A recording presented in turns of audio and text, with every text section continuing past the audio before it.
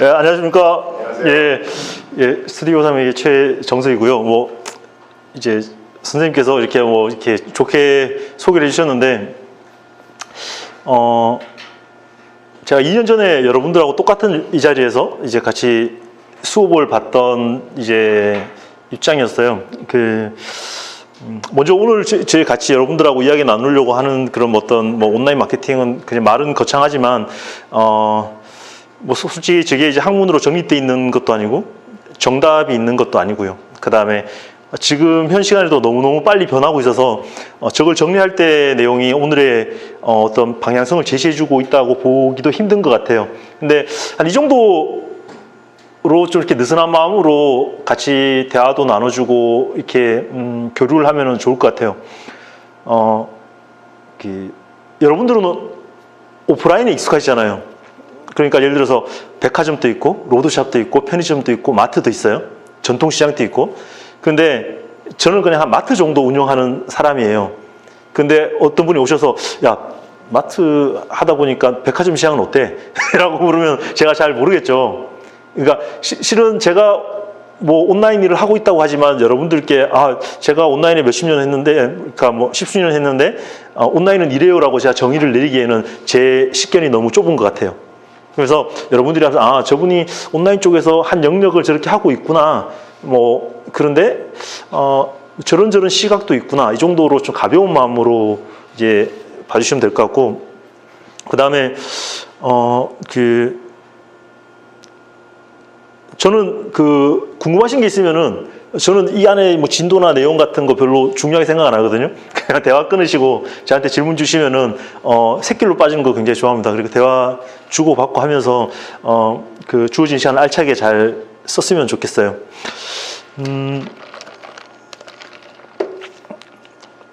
제가 2년 전에 한 이 시기쯤에 나무를 좀 배우고 싶어서 인터넷을 막 검색을 하다가 우드 아카데미라는 게 있다는 걸 처음 알게 됐어요. 그래서 전화를 했죠. 이렇게 우드 아카데미 하려니까 기다리래요. 이렇게 자주 있는 강의가 아니라서 이제 번호표 뽑고 기다리라 그래가지고 기다렸죠. 그러니까 이제 오늘날 이제 뭐 언제 스케줄이 잡혔는데 들으시겠냐고.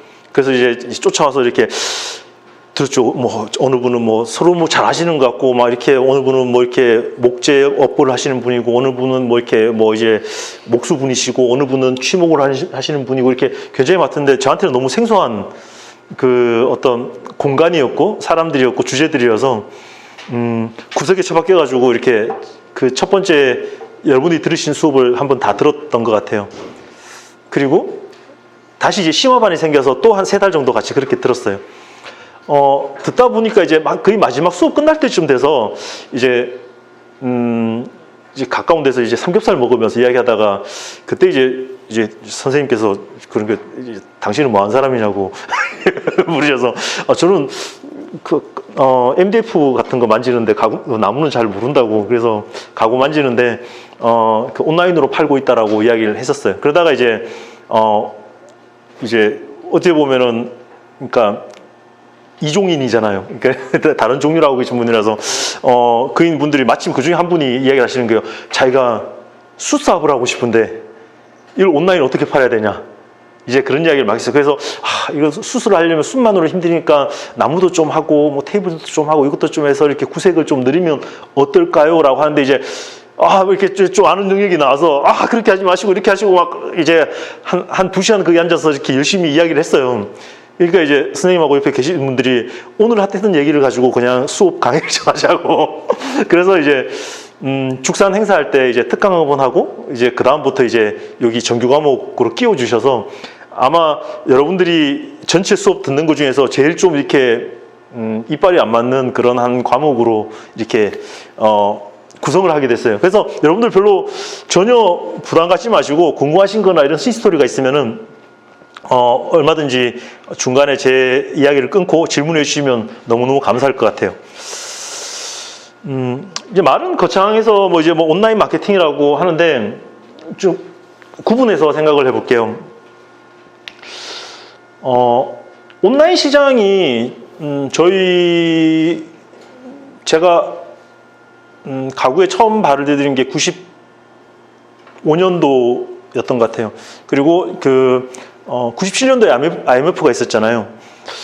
제 기억에 우리나라 온라인 사업의 처음 시작은 한 언제쯤일까? 아마 어느 날 갑자기 여러분들 곁으로 확 가까이 와 있는 걸 느낄 거예요. 근데 제가 느낄 때 지금 현재 온라인에서 오래 하셨던 분들도 대부분 언제쯤 거기에 발을 디디신 분이냐면 IMF 끝나고 월드컵 전에 카드 대란 때 혹시 기억나십니까? 막 길 가다가 이름 있으면은 이렇게 카드 LG 카드 무슨 카드 5만 거 다 만들어주고 했었는데 그 카드를 받는 순간 여러분 집에 찌라시가 날아왔을 거예요. 조그만 책자 날아오면서 그 안에서 보면은 사은품 고르게 돼 있고 막 이런 것들. 제가 봤을 때는 그게 우리나라 통신 판매 거의 시작이었던 것 같아요. 활성화의 시작. 물론 그전에도 비슷한 것들이 많았죠. 우체국 택배, 이렇게 카탈로그 이런 것도 많았었지만 사람들의 개인 정보와 이런 것들이 폭발적으로 그런 어떤 마케팅에 활용되면서 그런 통신 판매업이 굉장히 다양한 형태로 적극적으로 들어갔던 거는 그 시점이었던 것 같아요.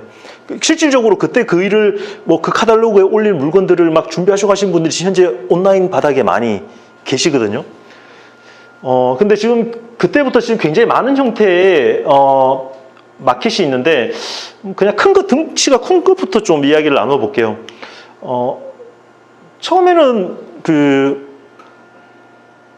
고래잡이라고 제가 자주 표현을 하는데 CJ 3구 쇼핑, 45 무슨 쇼핑, 현대물 이렇게 해서 홈쇼핑 쪽이 방송이 아무래도 우리한테 가장 큰 그런 시장으로 아직까지도 그러잖아요. 이렇게 쇼호스트 이렇게 억대 연봉 이야기하고 막 그런 이야기 막 나왔었잖아요. 그 시대가 아마 우리나라에 굉장히 큰 임팩트, 방송을 보면서 사람들이 물건을 사기 시작하고 그걸 설명하고 이런 시장이 제일 먼저 됐던 것 같아요. 근데, 지금은 CJ, GS, 그 다음에, 농수산 아니면은 홈앤 쇼핑 이게 다양한 형태가 있고 그 옆에 이제 데이터 통신 방송은 여러분들이 보면은 채널과 채널 사이에 이렇게 앞에 여러분들이 이야기하는 그런 방송은 라이브예요. 여기 데이터 방송 같은 경우에는 SK도 있고 막 굉장히 많은데 그는 보통 한 20분에서 30분 녹화된 거를 반복해서 틀어주면서 그렇게 하거든요. 근데 사람들이 한때 유통한 사람들은 다 이제 방송에서 얼마를 했네 막 이런 이야기들을 굉장히 많이 하면서 저거 물건 좀 괜찮은 거 있다면 당장 방송부터 알아보고 이제 그렇게 많이들 하시죠. 근데 제가 맨 처음 말씀한 것처럼 방송은 고래잡이에요. 리스크도 크고 가서 한 방에 잡을 수도 있지만 이러면 아무것도 못 가져오는 경우도 많고 못 가져올 뿐만이 아니라 거기 깔아놓은 것 때문에 굉장히 크게 이제 데미지를 입죠. 예를 들면 저는 방송 가구 회사로 한정은 짓지만 그 방송을 통해서 아주 성공적으로 안착하고 그 다음 비즈니스를 영위해 나가는 회사를 잘 본 적이 없는 것 같아요. 초반에 대박이냐 쪽박이냐인데 대박 나면 그 다음에 대박 더 큰 쪽박이냐 아니면 대박 더더더 큰 쪽박이냐 이런 형태였지. 제가 봤을 때 성공했던 애들은 바디프렌드 그 정도 아니면은 그 전에 바디프렌드도 실은 그 전신이 현주컴퓨터라고 옛날에 이제 컴퓨터 하던 그 회사들이거든요. 제일 성공적인 애들은 제가 볼 때는 그 휴롬 녹즙기 이런 아이들이 이제 방송으로 잘 하다가 이제 오프라인 수출인가 연결해가지고 좀 안정화돼 있죠. 근데 방송 같은 경우에 이제 한두 번 이렇게 잘 되는 거에 목숨을 걸기에는 너무너무 리스크가 큰 게 방송은 예를 들어서 이런 거예요. 사람들이 생각할 때 수수료 한 35% 한 40%량 주고 이렇게 하면은 이렇게 잘 되면 하고 아니면은 한 3억 날리지 이렇게 생각하는데 요즘 예를 들어서 라이브 메인 방송들 예를 들어서 오늘이 잠시 후부터 7시부터 한 9시까지 9시 뉴스 전후 그 정도까지 이제 메인 타임에 하면은 웬만한 라이브는 타겟을 얼마를 주냐면 거의 한 10억 이상을 해야 돼요. 한 시간에 10억을 받아야 돼요. 그러면 전환율이 최소한 50% 이상 넘어야 되거든요. 그러려면은 10억에서 50% 그러면 최소한 5억의 재고를 안고 있어야 되잖아요. 근데 그거를 완성된 상태에서 방송을 해야 돼요. 그거를 배송 앞에까지 해놓고 시작 방송 딱 떨어지면 그때부터 전화 따다다닥 오고 그 다음부터 주문이 떨어지면 그 다음 날 아침부터 배송 쫙 해서 뭐 예를 들어서 열흘 안에 아니면 뭐 며칠 안에 그 배송이 다 끝나야 돼요. 자, 안 됐다. 그럼 이제 재고 안고 이제 밤에는 한 번 더 틀어주고 이제 재고 팔러 다녀야 되죠. 잘 됐다 되는 순간부터 어떤 문제가 생기냐면 방송이 됐는데 결제는 아직 안 들어왔어요. 그런데 다음 달 재고부터 이제 또 준비해야 되는 거예요. 자재, 그 다음에 뭐 완성품들을 계속하면서 최소한 한 3, 4회분의 물량들이 쫙 깔리기 시작해요. 그때부터 컨트롤이 안 돼요. 그런데 방송은 야, 한 번 잘 됐으면 그 다음에도 잘 되지 않아? 라고 하지만 이 방송이라는 건 리스크가 너무 크거든요. 뭐 아주 전설적인 이야기가 있어요. 옛날에 김연아가 카나다에서 올림픽에서 결승 딱 하는데 김연아가 딱 쇼를 하는 순간 모든 방송국의 방송이 00000 그래서 PD가 이거 고장났나 싶어가지고 자기가 직접 AR에서 전화해서 해보니까 전화 콜수가 1 딱 올라가더래요. 그러면 그 사람은 그날 김연아가 하는지 안 하는지, 예를 들어서 아니면 뭐 월드컵에 결승에 올라가는지 안 가는지, 드라마에 메인 드라마 시간에 이게 뭐 누가 뭐 이렇게 뭐 점 빼고 복수할 거야 뭐 이러면서 이제 뭐 이게 그런 문제가 생기잖아요. 아주 그런 그 대변수가 생기고 아니면 날씨가 너무 좋아서 사람이 다 놀러 가버렸어. 그런 생기면은 예상치 못했던, 하지만 방송 프로그램은 몇 주 전부터 짜거든요. 그날을 집어놨는데 변수가 생겨서 그게 목표가 안 되면은 바로 거기서 아마 네오가 들어올 거예요. 안 됐네? 다음 상품 하나 더 붙여. 할인율 더 높여. 가격 더 깎아. 이러면은 익숙치 않은 사람들은 그것을 감당할 수가 없어요. 그러면서 방송 같은 경우에는 그래서 방송업체에서도 아주 좋은 물건이 탐난다 라고 하면은 너무 선한 사람이 가서 방송하고 싶다라고 하면은 방송은 웬만하면은 방송을 많이 했던 벤더라는 사람들을 끼고 하기를 원해요. 왜냐하면 방송 한번 하려면 거기에 대해서 뭐 사전 검사해야 되고 촬영해야 되고 자료 만들어야 되고 이런 게 방송에 경험이 없는 사람들이 하기는 굉장히 큰 일이거든요. 근데 그런 일들을 좀 수월하게 해줄 수 있는 심부름처럼 대행할 수 있는 벤더를 시켜서 일을 좀 원활하게 하기를 원하죠. MD가 너무너무 자신 있고 저건 하기만 하면 돈이 돼 라고 하면은 아까처럼 수수료로 풀어가겠지만 만약에 이거 될지 안 될지 모르겠어. 그러면 네오가 들어오겠죠. 돈 내고 시간을 사시죠. 이거 싸게 드릴 테니까 10억에 원래 40% 해가지고 4억짜리인데 한 2억 정도 먼저 주시고 나머지 수수료를 좀 이렇게 조율해가지고 그렇게 하는 건 어떨까요? 이런 식으로 또 역제안이 오게 되죠. 자신이 없으면 그렇게 되거든요. 근데 이미 그런 방송 송출료나 이런 게 너무 비싸지고 타겟이 너무 높기 때문에 지금 같은 경우는 실은 이미 다 무형 제품으로 많이 전환됐어요. 예를 들면 휴일날 오후에 아마 틀어보시면 대부분 뭐 여행 상품, 보험, 뭐 이런 것들로 뭐 자동차 렌트 아니면 뭐 자동차 리스 이런 쪽으로 아마 시간들이 쫙 도배했을 거예요. 정상적인 제품을 하기가 힘들어요. 아니면은 뭐 저도 방송을 많이 했거든요. 과거에 방송 많이 했는데 저희 협력업체들하고 밑에 만드는 사람들은 미친 듯이 가구를 만들고 막 재고 쌓아놓고 이렇게 하는데 설날 앞두고 정관장하고 갈비 팔아야 된다고 방송을 안 잡아주는 거예요. 근데 공장 사람들은 물건 다 만들어 놓고 인건비를 줘야 되고 자재값을 줘야 되는데 이제 길들이기가 막 들어오는 거예요. 이거 뭐 상품 하나 더 붙여주시면은 밤 시간 내로도 좀 잡아볼게요. 재고라도 빼셔가지고 이런 식으로 내고 들으면은 너무 속상하잖아요. 그래서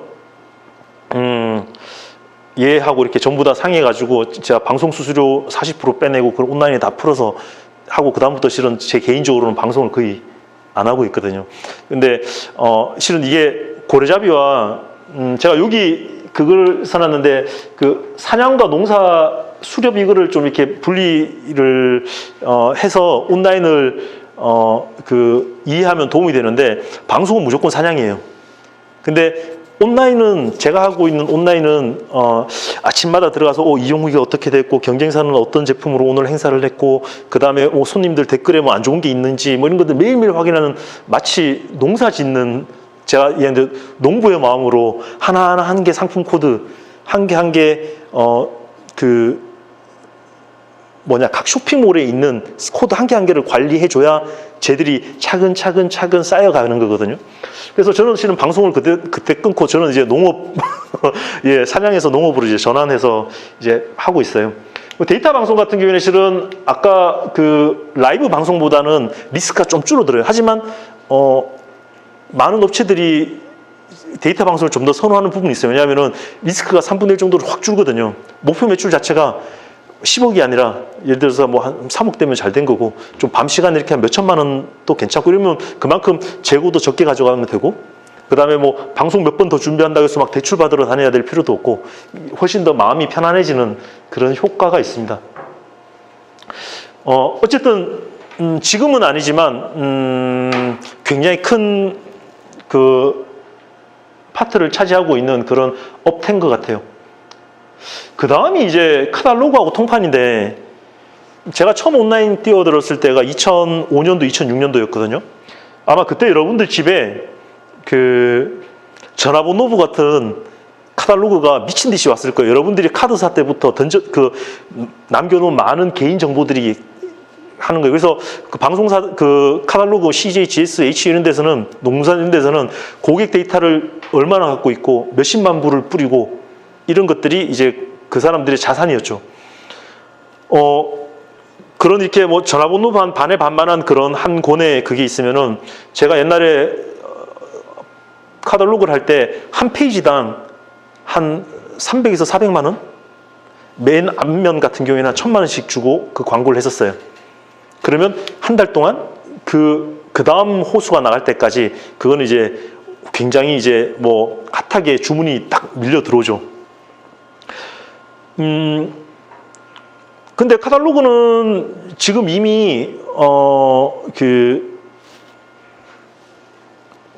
이제 이 모바일 시장에 밀려가지고 카탈로그는 이미 한 10년 전부터 각 사업자들한테 전부 다 뭐랄까 방송하는 애들한테 이렇게 끼워주기 판매나 아니면 온라인 잘하면은 카탈로그 돈 안 받을 테니까 이거 상품 좀 실어주세요. 수수료만 좀 더 주세요. 이런 식으로 하면서 아마 좀 많이 좀 이렇게 쇠퇴되어 온 것 같아요. 지금은 카탈로그는 별 의미는 없는 것 같아요. 아마 누가 와서 그냥 해준다 그러더라도 할까 고민을 좀 많이 해봐야 돼요. 왜냐하면 카탈로그는 하는 순간 자기의 리테일 프라이스가 그냥 픽스돼 버리잖아요.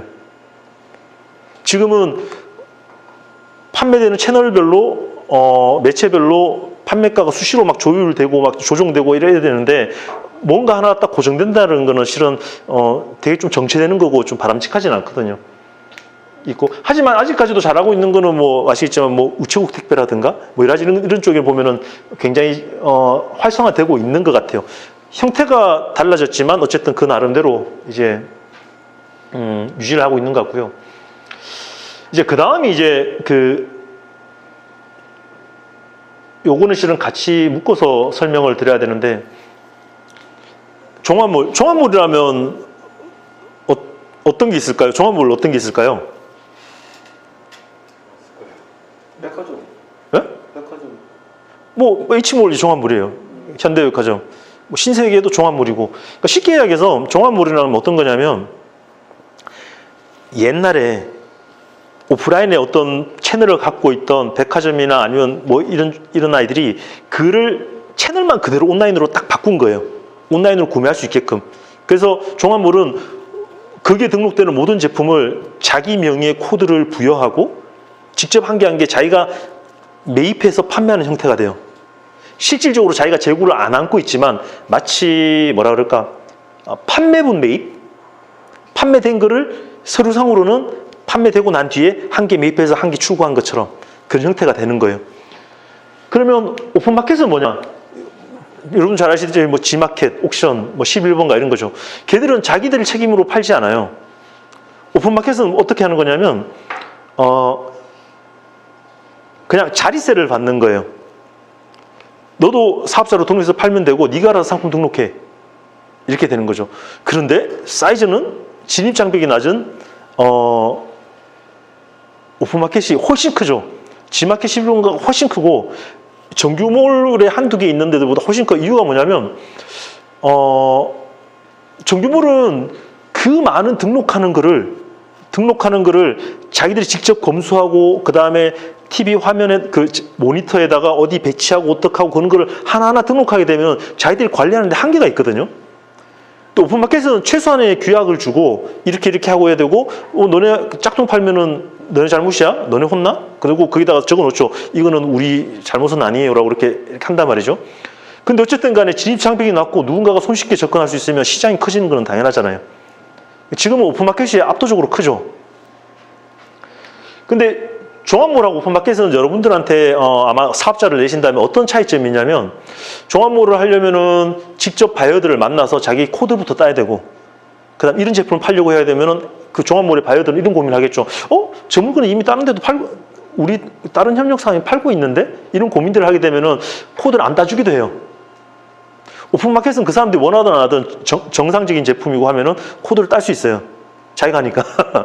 근데 정규몰 같은 경우에는 그게 안 되는 경우도 있고 수수료도 당연히 손이 많이 가니까 관리비가 더 많이 들어가겠죠. 수수료도 훨씬 더 높고요.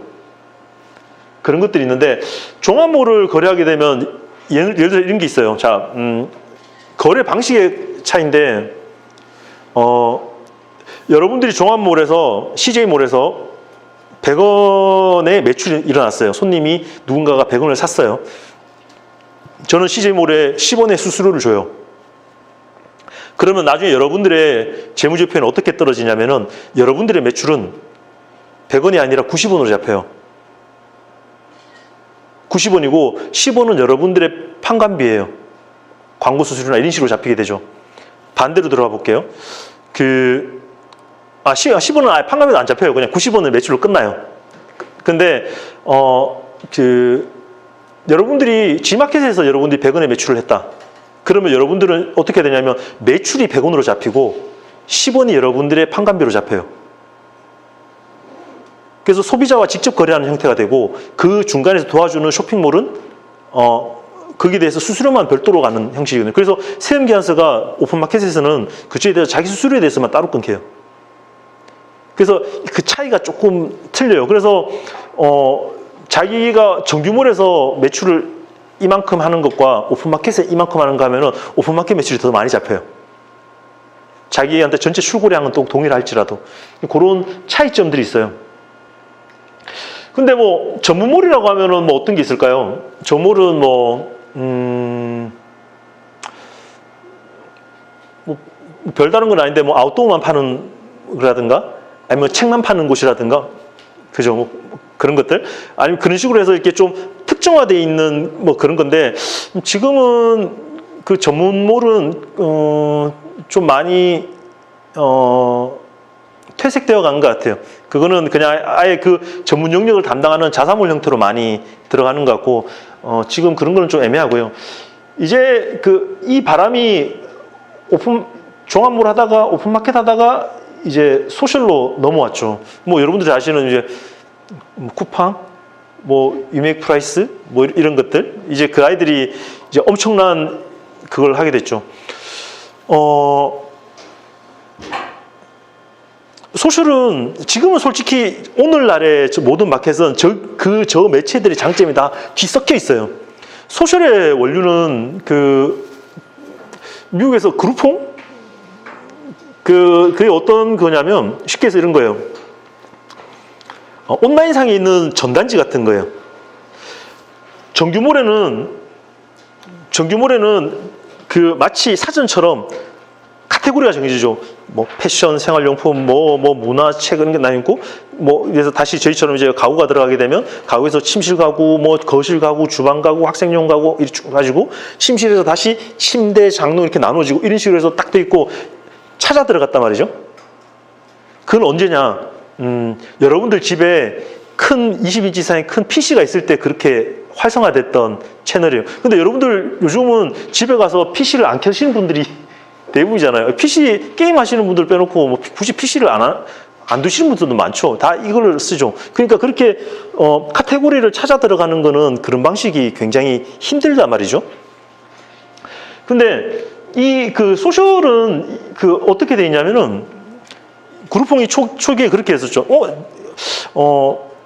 그 지역에 빵집에 가가지고 야, 너 광고하려니까 너무 힘들지.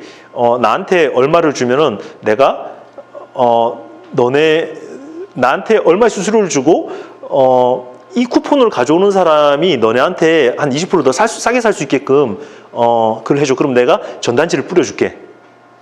이런 형태로 한 거예요. 그러면 예를 들어서 우리나라에서 초기에 많이 했던 게 어떤 걸 했냐면은 놀이공원 입장권, 스타벅스 뭐 이렇게 뭐 그런 음료 쿠폰 이런 것들을 하면서 쿠폰을 하면서 한번 딱 하면은 막 애들이 미친 듯이 가서 막 했어요. 뭐 지금은 변형된 뭐 지구 이런 것도 많이 했었지만 지마켓에서 하는 그런 걸 했지만 그러면 카테고리를 다 무시하고 매력적으로 누구나 보편적으로 사면 좋은 것들 그런 것들을 한 개 찌라시로 만들어 가지고 올리니까 임팩트가 너무너무 좋은 거예요. 그래서 막 맨 처음에 쿠팡이 딱 나와서 딱 뭐 다다다닥 쿠팡 뭐 이름 뭐가 하면 또 쿠폰이랑 비슷하죠. 그래서 이제 그렇게 막 날렸죠. 그다음에 이제 뭐 유맥 프라이스하고 이렇게 막 걔들이 이렇게 3대 그 이제 소셜들이 나와가지고 그걸 막 날렸죠. 그러다 보니까 이제 오픈마켓도 그렇고 종합물도 그렇고 저런 방식이 너무 좋은 것 같구나 해서 자기 프로모션에 저거를 많이 가져와요. 그래서 이제 그때 나왔던 말들이 딜이에요. 뭐 센 딜, 핫 딜, 무슨 딜. 왜냐하면 그 딱 시기 하지만 그게 제일 단점은 뭐냐면 그 딜은 유효예요. 그러니까 기간이 제한적이거든요. 언제까지만 쓰고 없어지는 이런 방식이에요. 그러다니까 어떤 문제가 생기냐. 사업자들은 그 딜마다 생계한을 다 따로 끊어야 되고요. 나는 쿠팡하고만 거래했는데 쿠팡이 그 딜 한 개 한 개마다 다 계산서를 다 따로 끌었어요. 왜냐하면 이게 한 개 그 딜 자체가 별도의 사업인 거예요. 그 안에서. 너무너무 관리도 힘들고 온라인 같은 경우에는 실은 그 앞에 뭐 이용 후기가 쌓이고 그 다음에 누가 많이 샀는지 그 다음에 랭킹이 있고 막 이렇게 돼야 구매 고객들이 가격 비교하기도 쉽고 그 다음 거기에 대해서 뭐 신뢰를 갖고 의사결정을 하기가 쉬운데 쟤는 너무 딱 했다가 딱 사라져 버리니까 의사결정하기가 너무 힘든 거예요. 그리고 오픈마켓처럼 플레이어나 사인 상품이 엄청 많아야 누적되어 가는 게 있는데 그게 좀 문제가 있는 거예요. 그래서 실은 지금은 어떤 형태냐. 종합몰 오픈마켓도 소셜처럼 딜 행사를 시스템을 바꿔서 하고 있고요. 소셜도 오픈마켓처럼 전체 상품 코드를 직접 다 등록시키게 해요. 휘발되지 않게. 그래서 등록되어 있는 많은 데이터베이스 안에서 골라내서 그런 딜 행사를 하고 다시 원위치되고 판매된 데이터는 그 안에 쌓이게끔 그런 형태로 많이 진행되고 있습니다. 근데 이제 소셜을 하면서 이제 모든 거는 그런 IT의 개발과 연관이 되거든요. 소셜을 하면서 이제 비로소 제대로 된 스마트폰 세계로 들어오게 돼요. 그러면서 이제 앱이라는 게 생겼죠. 옛날에 10년 전에 여러분들이 할 때는 어떻게 했냐면 야후나 한 15년 전에 라이코스나 기억도 안 나실 거예요. 그런데 들어가셔가지고 쇼핑몰을 치든지 당장 머리에 떠오르는 뭐 옛날에 9세대의 마케팅 방식으로 그래 내 머릿속에 인식의 사다리 중에서 그래 그럼 나 GS를 먼저 칠까? CJ를 먼저 칠까? CJ 뭘 쳐가지고 들어가면 아까 얘기했던 카테고리를 찾아가지고 그렇게 들어가서 내가 원하는 물건을 찾아냈단 말이죠. 근데 그 다음 세대는 어떻게 했어요? 뭐 네이버나 아니면 다나와나 뭐 이런 데 들어가서 내가 원하는 상품을 치고 가격 비교해서 쭉 들어갔단 말이죠. 근데 앱이라는 게 생기면서 어떻게 됐죠? 그걸 없애고 그냥 핸드폰에서 그냥 쿠팡 앱을 바로 들어가 버리죠. 들어가서 어떻게 하세요? 그 전에 구매했던 걸 다시 구매하죠. 그러면서 이제 선풍적으로 힘을 얻게 된 게 뭐냐면 이제 어머님들 기저귀, 생수, 공산품들을 거기서 구매하기 시작하는 거예요. 화장지 이런 것들 맨날 마트 가서 오랫동안 줄 서 있으면서 막 이렇게 들고 오고 막 그 포스대 앞에서 엄청 막 줄 서서 사는데 그 필요 없이 그냥 그 다음날 아침에 집에 갖다 주는 거예요. 그리고 그 다음부터는 어떻게 신선식품만 사면 되죠. 그러면서 쿠팡이 그래서 한 15년, 20년 전에는 이마트나 이런 데 가면은 거기에 있는 스토어 담당자들이 옆에 있는 롯데마트 아니면 뭐 이렇게 뭐 홈플러스 이런 데 가서 가격 비교했단 말이죠. 그래서 우유 얼마 하고 달걀 얼마 하고 막 이런 것들을 해서 수박 10kg짜리 얼마 그럼 가격 비교해 가지고 내가 뭐 얼마 더 싸게 했단 말이죠. 근데 저 전쟁이 일어날 때 어떻게 했냐면 쿠팡 가격 얼마? 우리 얼마? 이 싸움을 하기 시작했어요. 얘들이. 그렇게 되면서 이제 그 소셜이 여러분들 생활에 아주 깊숙이 들어왔죠. 지금은 어떻게 됐죠, 여러분들? 마켓컬리 쓰시죠? 여러분들보다 어린 세대는 옷 사면은 들어가서 뭐 SS 패션, LF 이런 들어가지 않고요. 그냥 무신사 들어가죠. 무신장 신발이 많은 무신사 들어가서 옷을 사고, 지금은 카테고리 한 개별로 나눠져 전문적인 그걸로 딱 나눠져요. 제가 얼마 전에 실은 저도 온라인에서 최전선에서 뛰고 있지만 저는 온라인 시장이 변하는 거에 대해서 항상 멀미를 느껴요. 제가 못 쫓아가는 거에 대한 불안감을 많이 느끼고 있거든요.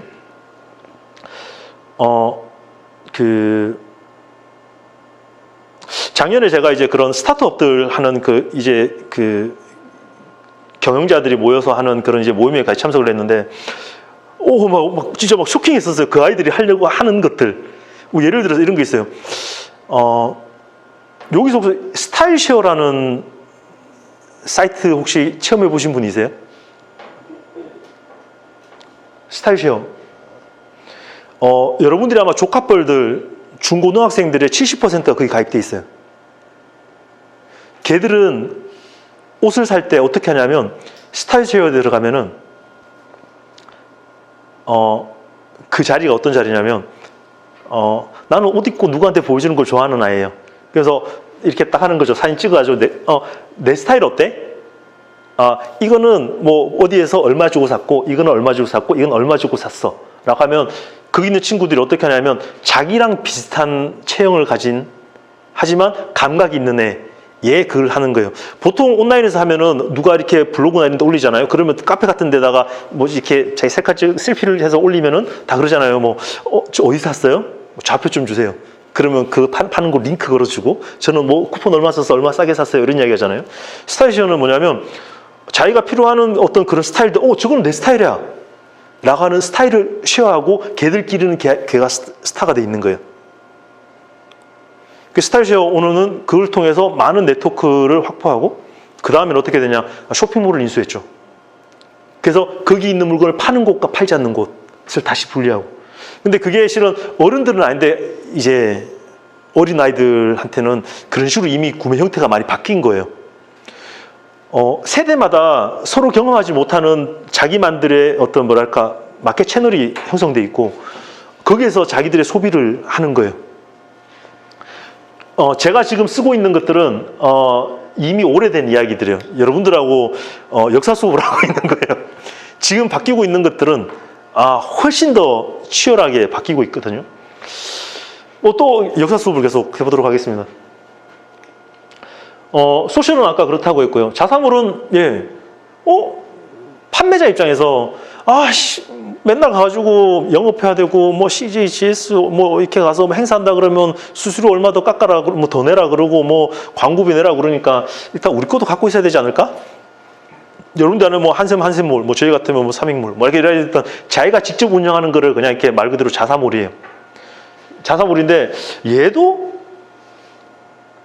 우리나라에서 진짜 빡세게 많이 한다라고 하면은, 뭐 왕년에 쇼핑몰에서 나 좀 이렇게 콧방귀 좀 껴라고 하면은 월 한 가구 매출에 한 얼마 정도 할까요?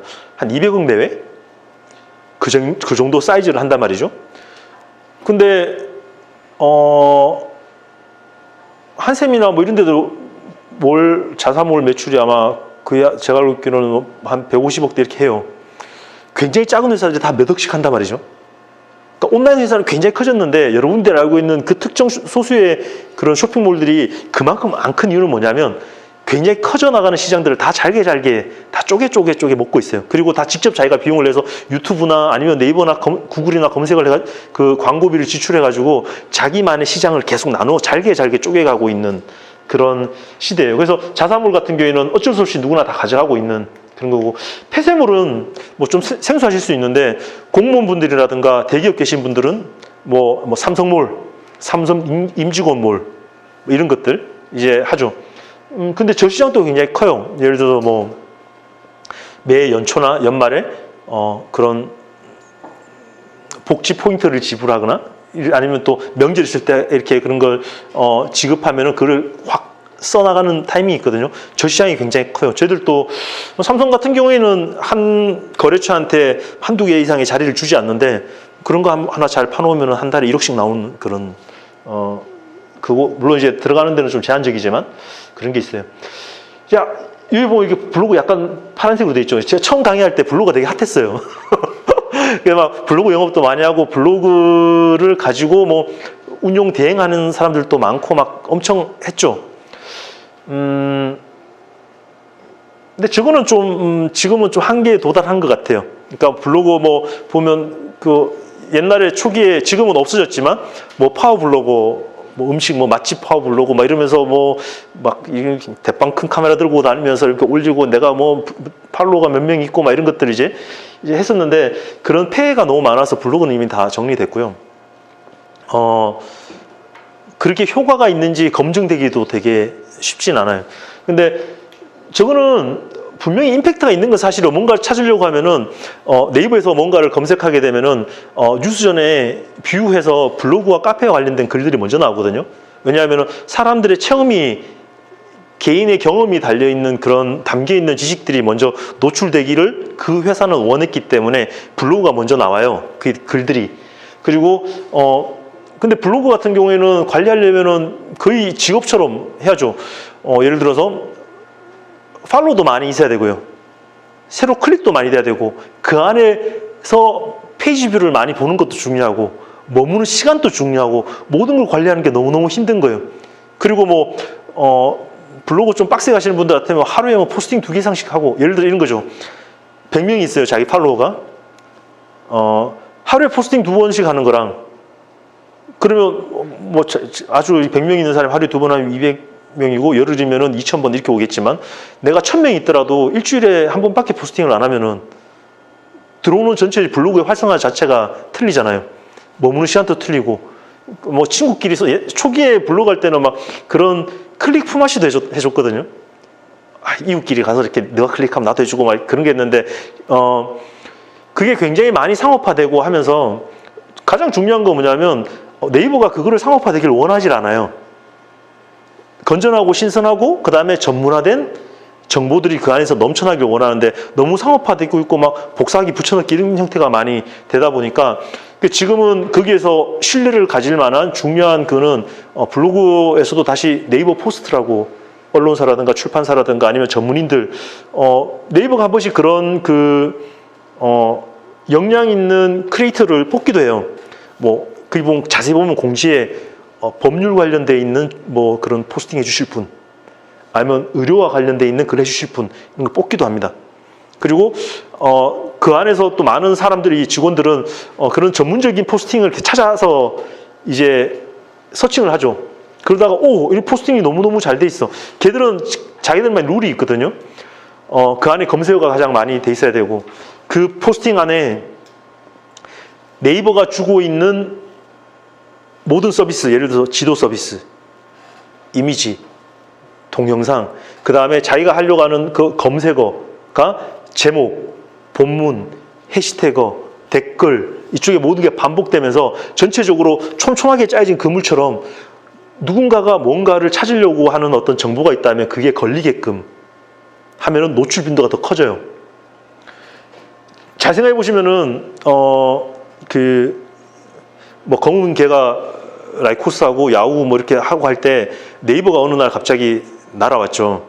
모자 위에다가 날개 달고 이렇게 와서 뭐 이렇게 뭐 무엇이든 물어보세요. 이렇게 날아왔잖아요. 그리고 뭐 우리가 뭐 내 이놈에게 물어보세요. 뭐 이렇게 막 이제 막 이렇게 했단 말이죠. 그러니까 네이버는 어떤 것을 궁금해하는 검색하는 데 대한 물음이 있다면 그 답을 그 안에서 찾기를 원해주니까 지금 유튜브는 좀 틀려요. 유튜브는 거기에 대한 답을 찾는 것도 하지만 실은 유튜브는 하우투에 대한 솔루션이 더 많거든요. 유 선생님 막 그러잖아요. 그러니까 뭔가를 해야 된다 이렇게 되면은 실은 유튜브 쪽이 훨씬 더 그런데 요즘 아이들은 초등학생들은 검색 자체를 유튜브에서 더 훨씬 많이 하거든요. 근데 이제 어쨌든 저희들은 뭐 네이버 세대이기 때문에 이제 네이버 쪽에서 훨씬 더 그러죠. 그래서 지금은 저는 블로그는 옛날에 블로그 초기에 사람들이 그런 어떤 방문자를 늘리기 위해서 핫한 뉴스나 가십성에 이런 게 있으면 복사해서 붙여와서 놔놓고 막 글 퍼서 막 계속 이렇게 썼는데 지금은 글 퍼오기도 퍼는 안 되잖아요. 그리고 막 그런 것들을 해서 최초의 어떤 그런 크리에이터들에 대한 포스팅한 사람들에 대한 지적 재산권을 보호하려고 많이 하고 있고, 그 다음에 불필요하게 양산되고 있는 그런 어떤 의미 없는 정보들을 많이 걸러내려고 많이 노력하고 있어요. 그 다음에 또 중요한 건 뭐냐면 네이버가 스스로 돈을 벌려고 쇼핑에 대한 에너지를 많이 쏟고 있기 때문에, 예를 들면 벌써 제가 연도 감각이 좀 없어져서 잘 모르겠는데 한 7, 8년 넘었던 것 같아요. 네이버가 한때 공정성 문제로 검색어 조작이라든가 이런 것 때문에 정치계에서 굉장한 야단 맞고 2개에서 철수를 했었어요. 첫 번째가 뭐냐면 네이버 쇼핑하고 그 다음에 네이버 부동산을 손을 놓은 적이 있었어요. 부동산은 그죠. 검색하면은 부동산 업체들한테 광고비 받아먹고 네이버 이렇게 스티커 문 앞에 붙여주고 걔들 물건이 먼저 나오게끔 해주고 그런 식으로, 그 다음에 뭐 손님이 어떤 제품을 찾으면은 네이버 자기 쇼핑에 등록돼 있는 걸 먼저 보이게 한다든지 뭐 이런 식으로 해서 약간 조작이 들어가는 형태로 많이 했었단 말이죠. 근데 이제 공정성에 야단을 맞고 그쪽에 손을 떼었다가 다시 네이버 쇼핑에 들어가게 된 거는 핀테크 때문에 네이버 페이 문제가 들어가면서, 네이버 페이가 들어가면 당연히 돈을 그러니까 쇼핑을 하지 않고 페이가 어떻게 지급이 되겠어요. 그래서 이제 다시 하게 된 거고, 재작년부터는 그냥 매년 12월 달 되면 네이버에서 다음 해 자기 회사 비즈니스에 대한 것들을 재작년 같으면 AI에 대해서도 하고 이제 막 했었는데, 이제 막 저쪽에 딱 들어가게 되면서 지금은 대놓고 그냥 쇼핑을 해야 된다라고 생각을 해요, 걔들이. 그래서 지금은 돈 맛을 보고 어느 사이트에 어떻게 해야 쇼핑 거래액이 커지는가에 대해서 굉장히 에너지를 쏟고 있고 실질적으로 퍼포먼스가 굉장히 많이 나고 있는 그런 상황이에요. 그래서 블로그라든가 아니면 카페, 상업화되는 카페, 그다음 블로그 같은 경우에도 지금 자기가 개인이 블로그를 하고 있는데 그 중에서 몇 % 이상 상업적인 글이 올라오면은 차단돼요. 그래서 블로그 마케팅 하는 사람들이 몇 년도 이전에 블로그를 많이 찾아다녀요. 저한테도 블로그 계속 찾아오거든요. 메일이 날아와요. 팔아라고.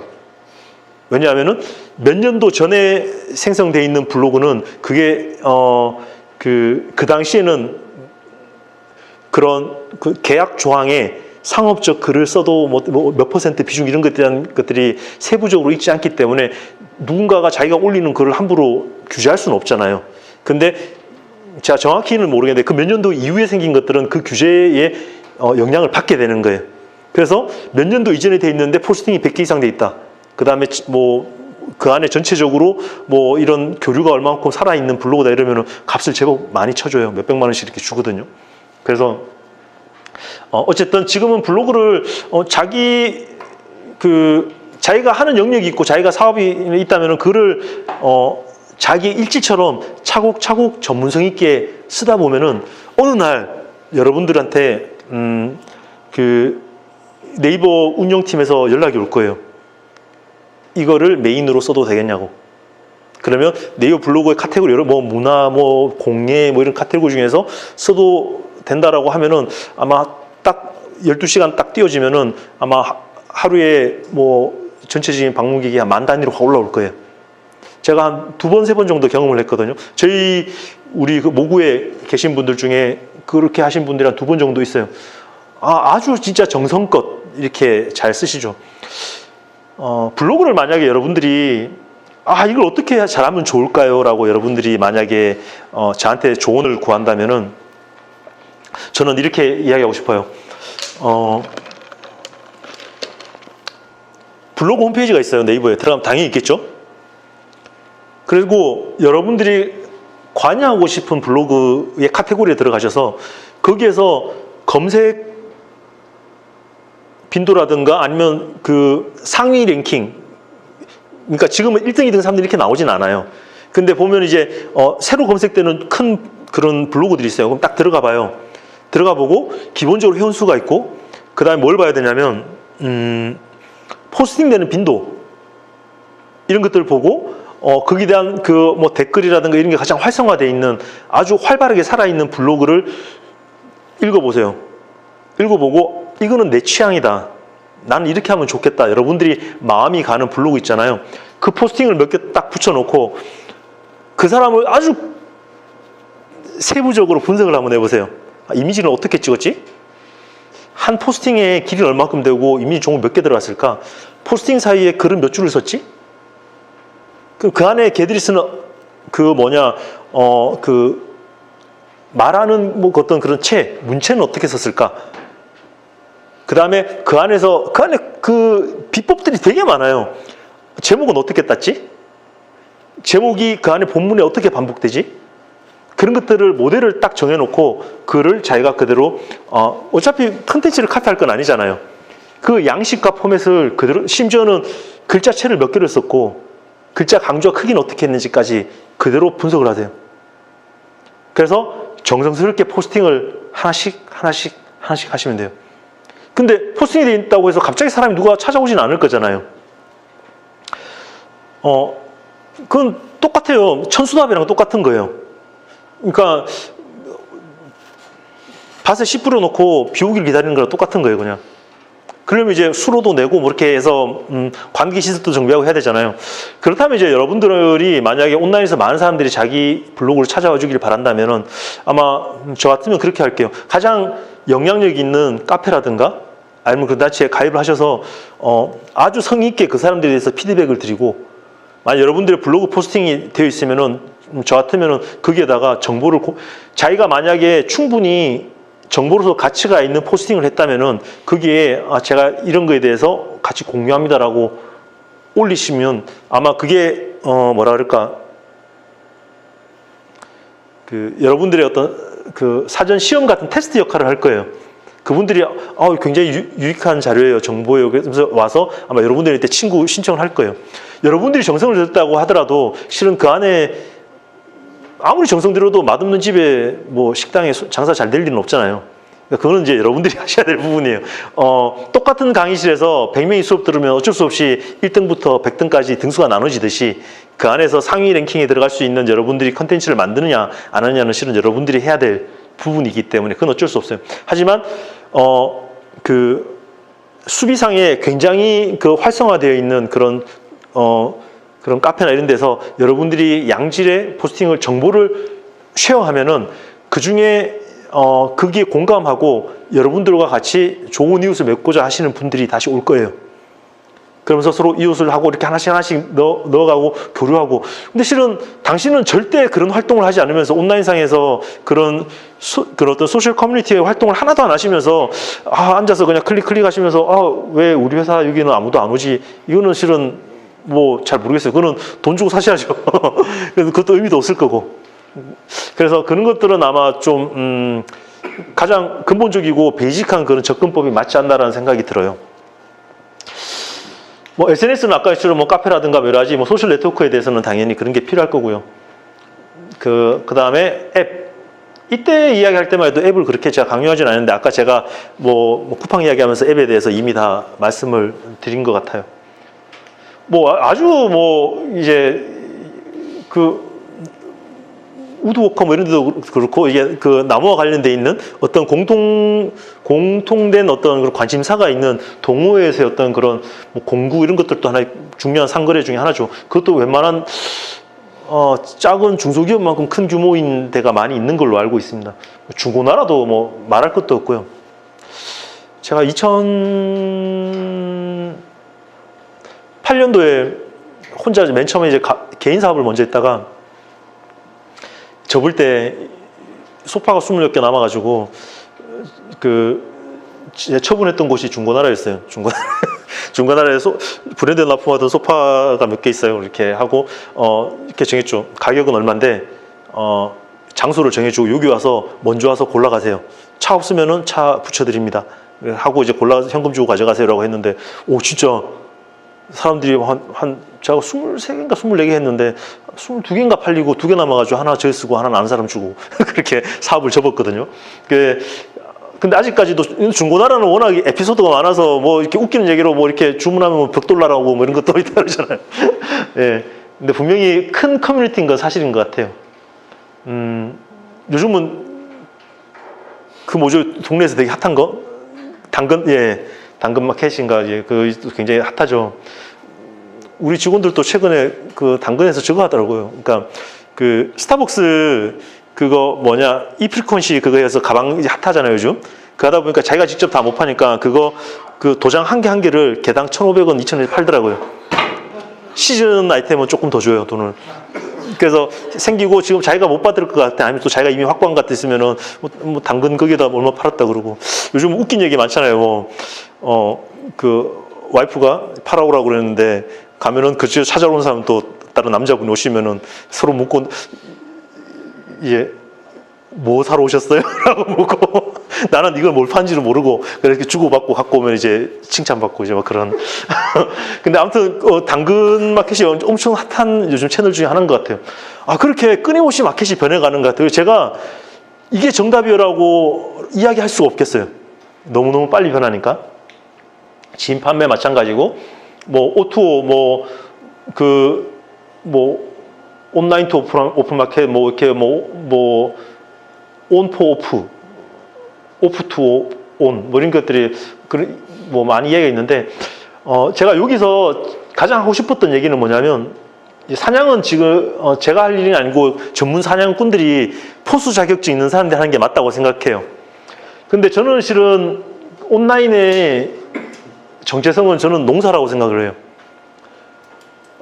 밭 고랑하고 거기에 맞는 적절한 씨를 뿌리고 물 주고 피 뽑고 하나하나 하는 수밖에 없어요. 저희 직원들이 그 쇼핑몰 한 사람이 2-3개를 맡아가지고 하는 것들은 맨 처음에 신입사원들이 와서 하는 게 뭐냐면 각 쇼핑몰에 가장 큰 행사들이 있거든요. 매일 아침에 그거를 와서 캡처해가지고 오늘은 어떤 제품이 얼마의 가격에 뭐 나왔는데 뭐 어떻게 해서 뭐 행사가 어떻게 됐어요. 판매 가격은 얼마였고 어제는 얼마였는데 할인율은 얼마였어요. 이게 지난주에는 다른 쇼핑몰에서 얼마에 팔렸던 건데 이렇게 하면서 글을 계속 일지를 쓰게 하는 거예요. 계속. 그리고 몇 개 팔렸는지가 나오는 사이트도 있어요. 안 나오는 사이트가 있잖아요. 그러면 어떻게 하냐면 댓글을 보는 거예요. 이용수가 몇 개 쌓였을까? 저희 같으면 통상 한 10개 팔면 1개 정도 댓글 쌓이거든요. 그럼 댓글의 개수를 가지고 그걸 조율하는 거예요. 요즘은 조금 더 많아요. 강제로 댓글 쓰면은 뭐 쿠폰도 주고 뭐도 주고 막 이러면서 강제로 더 쓰게 하지만 그게 뭐 5개당 1개 이렇게 올라가지는 않아요. 근데 그걸 다시 측정할 수 있는 방법은 우리 걸 봐야죠. 우리 걸 다시 최근에 몇 개 팔렸는데 몇 개 정도 댓글이 왔는지를 보고 다시 거기에 대해서 유출을 해가면서 그걸 찾아보면 그 댓글 안에는 굉장히 많은 정보가 있어요. 이 손님은 요즘은 제품에 옵션이 엄청 많거든요. 옵션 장사라고 해요. 저희가 매트 뭐 싸게 파는 것들 지금 이제 이미 최저가가 다시 정해져 있으니까 본넬 매트 싱글 하면은 한 49,000원 이렇게 팔거든요. 정상적인 업자가 가지고 그 가격에 그 제품을 못 사요. 근데 그를 깔아놓은 이유는 배송료에서 한 몇천 원 남기고요.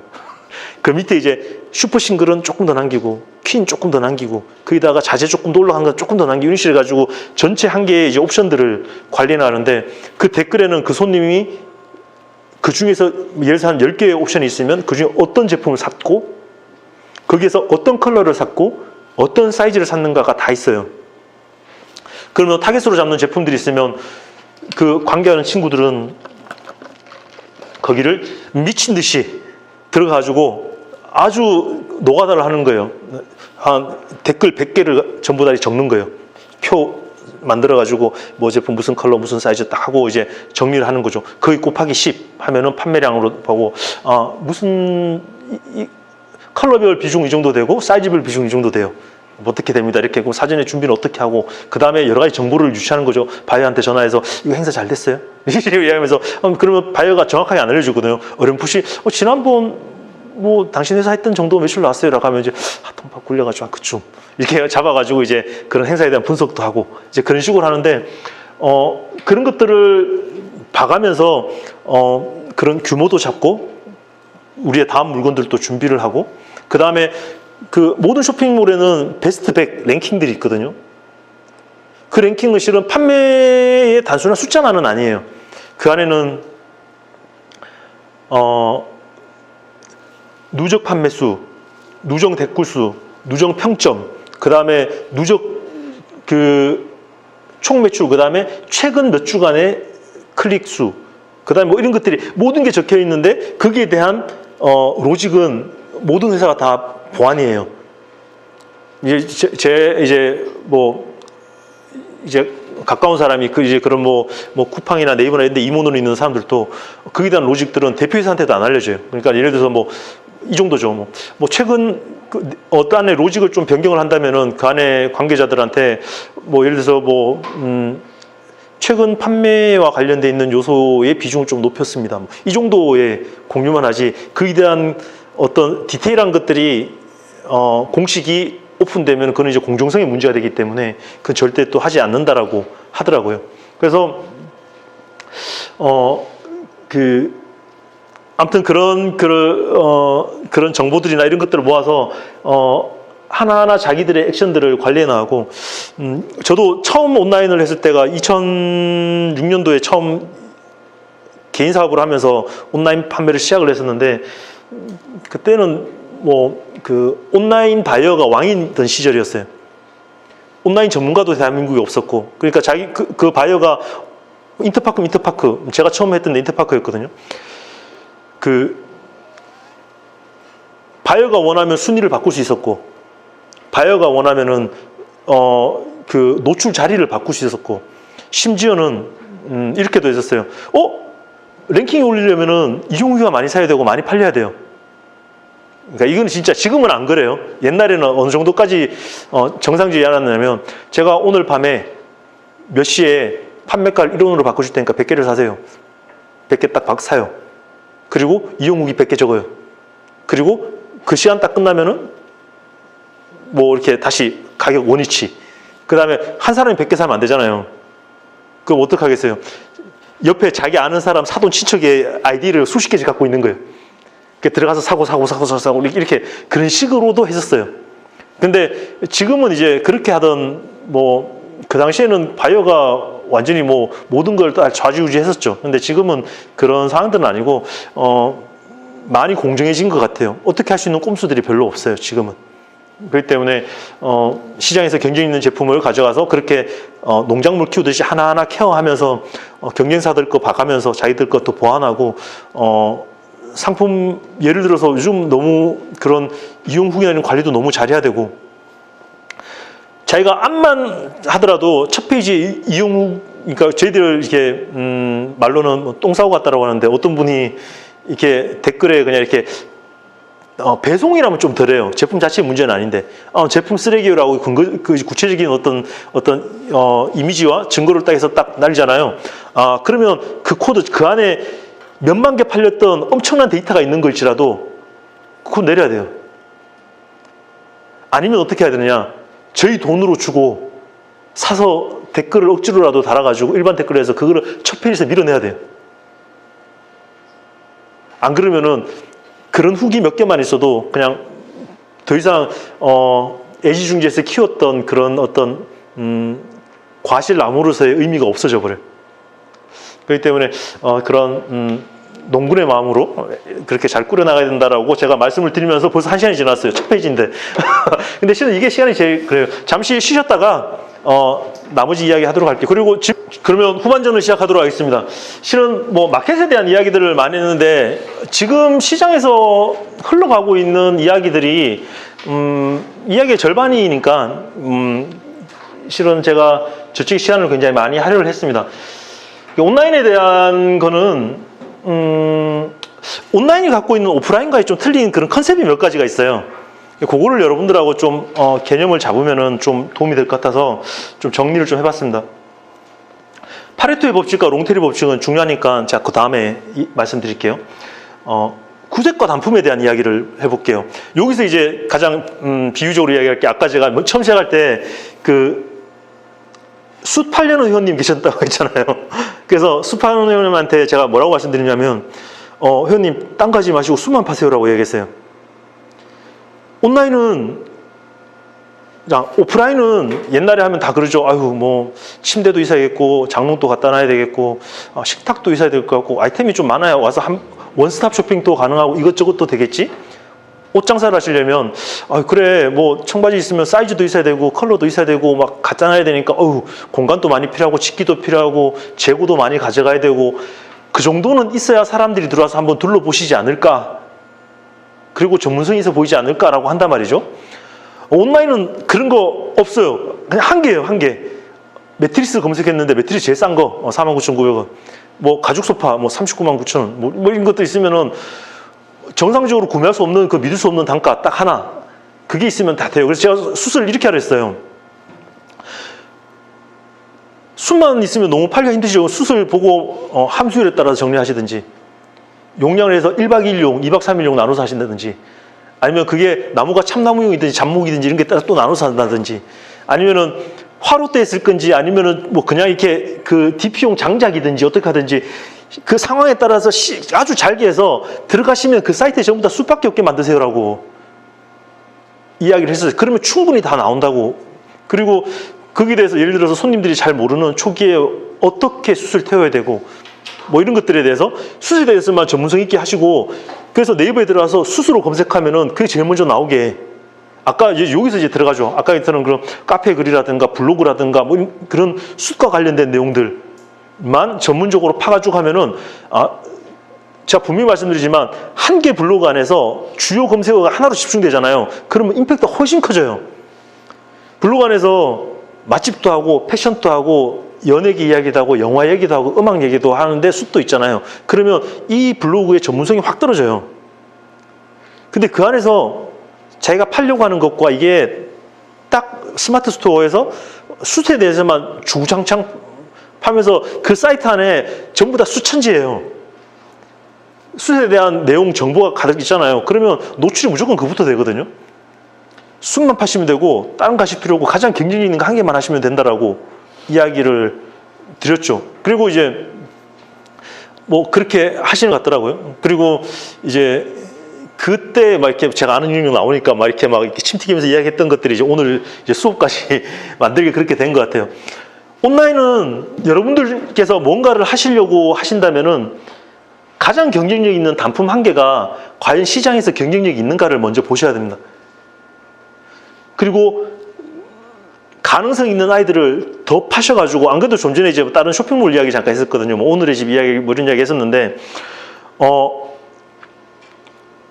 나는 한 개를 집중했으니까 내게 더 잘 나갈 거야 라고 할 수는 없잖아요.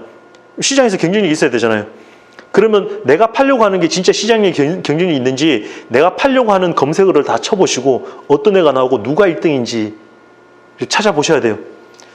그리고 그 아이들의 가장 많이 파는 아이들의 아까 제가 했던 방식으로 몇 개 팔리고 어떻게 하고 이런 거 내용 다 분석하시고, 그 다음에 얘는 사진을 어디서 찍었고 몇 컷을 했고 어떤 방식으로 찍었고, 저희가 온라인 쪽에서는 좀 팔거든요.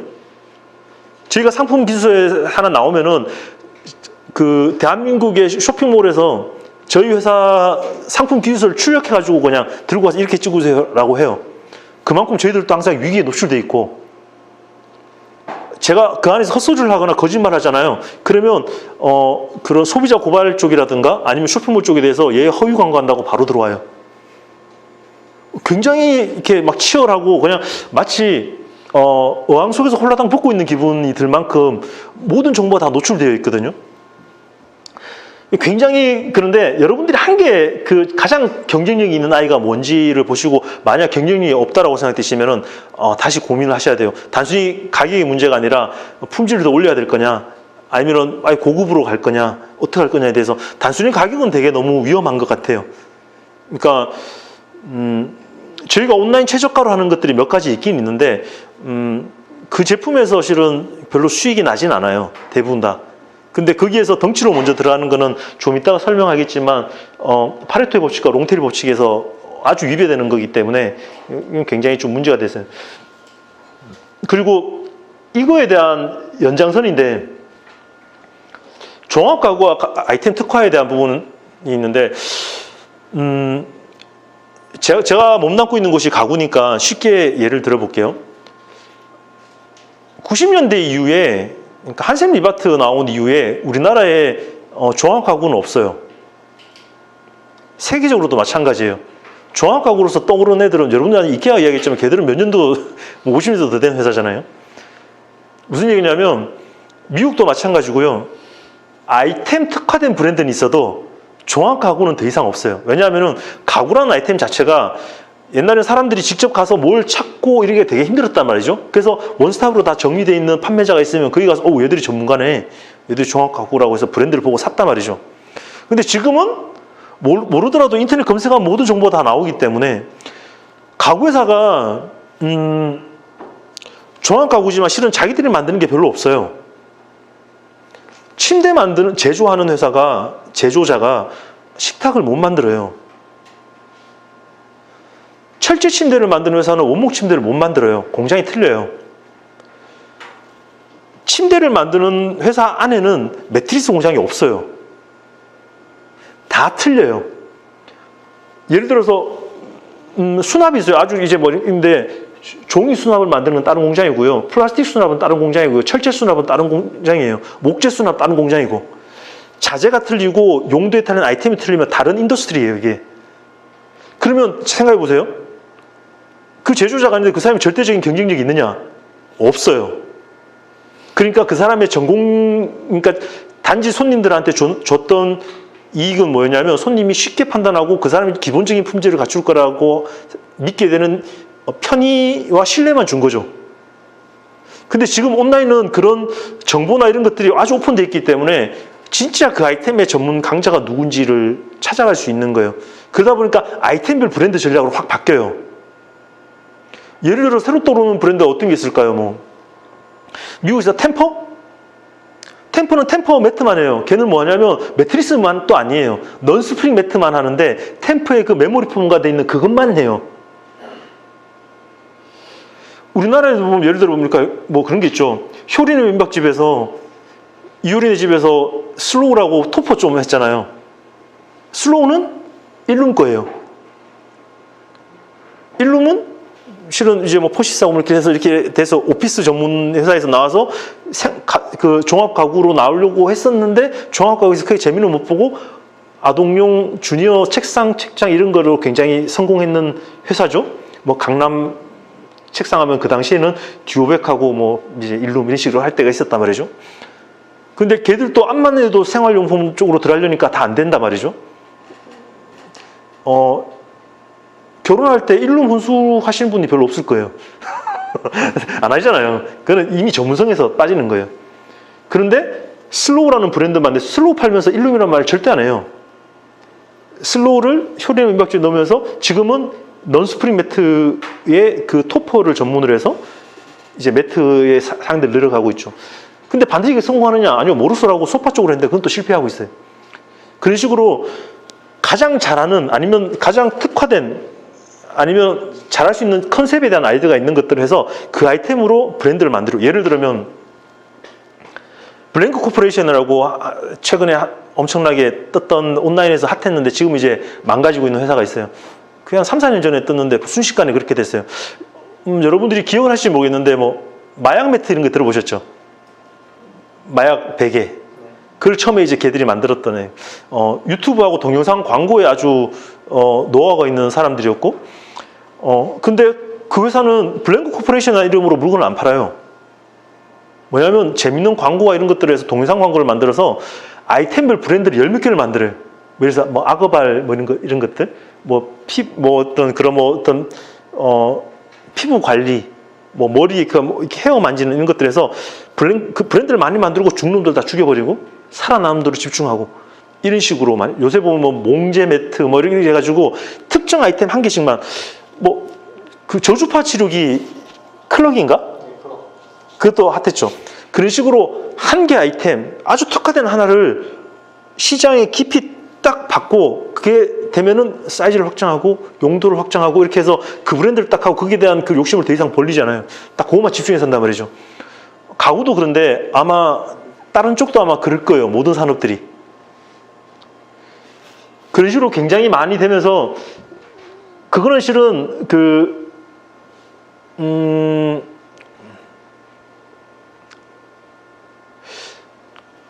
종합몰 시절에 광고율이 제일 좋았던 거는 뭐냐면 카테고리 가구 들어가서 가구 치면 나온 첫 화면의 광고가 아니고요. 두 번째 침실 가구에 나오는 그게 아니었어요. 가장 광고 효과가 좋은 건 어디냐면은 기본적으로 침대 단위까지 들어가야 돼요. 손님이 침대 쳤을 때 나오는 것들이 그 안에서 자기가 고르기 쉬운 것도 골랐는데 나는 큰 침대니까 그 다음에 사이즈를 고르고 소재를 고르지. 네이버에다 침대 치는 놈이 너무 많은 거예요. 그러니까 네이버에 뭐 종합 가구라고 치는 사람 없잖아요. 네이버에 침실 가구라고 치는 사람 없어요. 지금은 사람들이 자기가 하려고 하는 최소한 그 아이템 단위까지 들어가야 된단 말이죠. 그러니까 뭐냐면 그 브랜드는 지금 이야기하는 아주 그런 특화된 어떤 이런 브랜드는 아이템이어야 돼요. 아이템의 정의가 뭐냐면요. 대체 가능한 품목이 아이템이에요. 내가 침대에서 자는데 철제 침대잖아, 목재 침대잖아. 이거는 대체 가능하잖아요. 침대에 자든 깔판에 자든 가능하단 말이죠. 침대에서 그냥 매트만 자도 이것도 가능해요. 내가 어떤 뭔가의 용도를 쓰려고 하는데 그게 이거 대신 저게 가능한 것들, 그는 아이템이라는 범주에 들어가요. 그 밑에 잘게 들어가면 이제 스타일이라고 되죠. 그 밑에는 관리단의 SKU가 들어가겠지만 유통에서 통상 그런 분류와 정의가 내려지거든요. 그래서 지금은 온라인은 구색의 시대가 아니라 단품의 시대고요. 종합 가구로서 내가 뭔가 상품을 이만큼 가져가야지가 아니라 특화되는 아이템이 훨씬 더 중요한 겁니다. 빠른 트렌드 회전과 집중 파급. 이거는 결국은 아까 제가 말씀드렸지만 옛날에는 여러분들이 집에 가면 모니터 안에 그 안에서 각각이 다 광고의 자리였단 말이죠. 노출되면 눈에 재수 좋게 걸리면은 이렇게 되고 하는데 지금은 모바일로 여러분들이 보는데 뭐 네이버 들어갔어요? 네이버 들어가서 이렇게 되면 왼쪽으로 하면 나오잖아요. 전에는 3개였는데 지금은 하나, 둘, 셋, 넷, 다섯, 6개 중간에 있어요. 그 네이버에서 가장 임팩트가 큰 자리가 얘는 하루 종일 얘한테 주지 않아요. 이 자리를 하루에 여러 개 시간 단위로 보고 효과가 없으면 다 없애버려요. 하고 요쪽에 하루를 파가지고 요 한 칸 하루를 파가지고 뭘 하냐면 브랜드데이나 이래가지고 한 개 큰 규모가 큰 브랜드를 하죠. 저희가 만약에 뭐 이제 3익을 했어요 어제. 그러면 요 한 칸 자리에서 나오는 매출이 2억 정도가 나와요. 하루에. 타임특화는 여기 하루에 한 칸을 이제 안 줘요. 12시간을 주든지 아니면 12시간에도 몇 칸을 나눠줘요. 그러면 이 칸에서 나온 전체 총액은 아마 그 정도 몇 억 단위가 되지만 그 몇 시간, 6시간 뭐 이렇게 동안 나오는 게 한 3, 4천 정도 나와요. 많이 나올 때 옛날에 억대도 나왔었어요. 이런 광고의 자리, 예를 들어서 그 모바일 버전이 아니라 여러분들이 보면 네이버 로그인 밑에 보면은 6칸 차이 나와서 보면은 그 쇼핑박스 A라는 그런 채널들이 있어요. 그게 광고 한 칸을 하려면은 비딩을 해야 되거든요. 일주일씩 비딩을 하게 되는데 그 6칸 이미지를 썸네일을 띄울 수 있는 이미지가 12개에서 13개가 롤링돼요. 그 한 칸의 자리가 한 700만 원 정도 돼요. 그럼 12개면 얼마예요? 7천, 8천 얼마 되겠죠? 그러니까 그 자리가 그렇게 되는데 그게 쇼핑몰만 돼 있고 다시 상품 단위 또 있고 해가지고 그게 클릭할 때마다 다른 이미지가 나오거든요. 롤링되기 때문에. 그러니까 그런 광고 시장들이 엄청나게 나와요. 그러니까 이게 이 빠른 트렌드는 모바일로서 이 제품 몇 개가 보이는 이게 많은 사람들이 보면서 내 눈에 보이면 다른 사람도 다 좋을 거잖아요. 아주 제한된 정보만 받는단 말이죠. 굉장히 빠르게. 안 팔리면 바로 빼고 임팩트 했으면 하고 그 다음에 행사 또 잡히고 계속 반복되기 때문에 이거는 뭐 옛날 그 수많은 카테고리를 찾아 들어가서 거기에 대해서 노출되는 자기가 찾아서 노출을 확인하는 것과 내 눈에 모바일에서 보이는 것들이 정해져 있고 거기에 대해서만 노출되는 거는 너무너무 틀리죠. 여기에서 구색이 무슨 의미가 있고 정확하고 무슨 의미가 있겠습니까? 가장 임팩트 있는 한 개만 있으면 돼요. 세상에 그런 이야기 많이 해요. 가장 확실한 거는 요새 제가 담배 끊은 지 2년 되지 않았는데 4,500원 하죠. 그죠? 일반적인 거? 담배 4,400원에 팔면 제일 많이 팔릴걸요? 그잖아요. 단품 한 개가 특정한 경쟁력이 있으면 그냥 끝나요. 요즘 저희 공장 측에 보면은 뭐 광주나 포천에 가구 회사들이 되게 많아요. 온라인에서 성공하는 회사들은 대부분 10년 전에 굉장히 배고프던 회사예요. 브랜드에 납품하지 못하던 공장들. 생산들 하는 인프라는 있는데 놀리고 있는 사람들이 와서 온라인 하겠다고 젊은 사람들이 찾아가면은 뭐 놀 바에 뭐라도 해보지라고 하는 사람들이 배고파서 아유 공장만 돌아가면 돼. 그래 알았어. 이제 그렇게 했단 말이죠. 뭐 팔리면 돈 줘. 이렇게 했는 업체들이 지금 다 대부분 온라인에 강제적으로 발을 먼저 딛게 되는 거예요.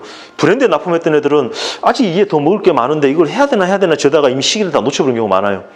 그런데 그 납품하던 공장사인들이 그 타이밍을 놓친 분들 중에는 어떤 분들이 최근에 뜨냐면은 그 밑에 2세 분들이나 조카나 이런 분들이 이거를 물려는 줘야겠는데 젊은 사람이 와서 아빠 우리도 뭐 오픈마켓에 올려놓고 팔아보지 뭐 아빠는 무거이나 주세요. 그 쟤는 하시던 계속 하시고 이렇게 했는데 자식분들이 이제 뭐 막말하는 건 아닌데 자제분들이 이제 내 친구 중에도 하는 애들도 있고 내 친구 중에 웹 좀 잘하는 애들도 있고 이런 애들이 막 올려가지고 하다 보니까 생각보다 오픈마켓에 그 없이 확 들어갔는데 그냥 이렇게 확 자리 잡는 이런 경우가 되게 많아요. 그래서 지금 이런 파급 효과 집중 뭐 이런 것들에 대해서는 제가 좀 전에 말씀드린 것처럼 여기서부터 모든 게 연관되어 있죠. 가장 임팩트 있는 한 가지로 본인이 가장 잘할 수 있는 것들. 만약 저 같아도 제 주변에 저희 삼촌이 만약에 무슨 뭐 제조업 공장 하고 계시는데 놀고 있다면 그걸로 뭘 할 수 있을까를 아마 고민할 것 같아요. 그래서 일단 올려놓고 팔리든 안 팔리든 던져놓고 보고 팔리면은 아까 말씀드렸잖아요. 그 한 개 제품, 한 개 채널 중에서 가장 내가 상대적인 경쟁력을 우위할 수 있는 부분으로 들어가서 퍼포먼스를 내면 그게 자기의 성적표가 되고 자기의 자격증이 돼요. 이마에 붙이고 다른 쇼핑몰에 들어갈 수 있어요. 그 하나가 중요하고 그 다음에 이제 되게 중요한 건 이거예요. 이거는 제가 늘 하는데 이렇게 온라인 하는 사람들의 가슴에 새기는 그냥 격언이에요. 그러니까 온라인에서는 검색되지 않으면 존재하지 않는다라는 이야기가 있어요. 나 혼자 안에서 잘 돼 있어봤자 아무런 의미가 없어요. 아까 제가 블로그 이야기도 했고 했었지만 어떻게 해야 검색되는가? 그 다음에 검색을 내가 돈을 내고 그걸 해야 된다면은 이게 검색이 어느 위치에 어떻게 되느냐? 얼마만큼 몇 회 되고 몇 번 클릭할 수 있느냐? 그 다음에 내가 검색될 수 있는 조건을 다 갖췄느냐? 이런 것들이 굉장히 중요하거든요. 그래서 항상 잘 만든 컨텐츠도 중요하지만 내가 어떻게 설령 내가 팔려고 하는 거를 손님이 찾으려고 하지만 내 걸 어떻게 찾아야 될 것인가 이런 채널들을 거꾸로 생각해 봐야 돼요.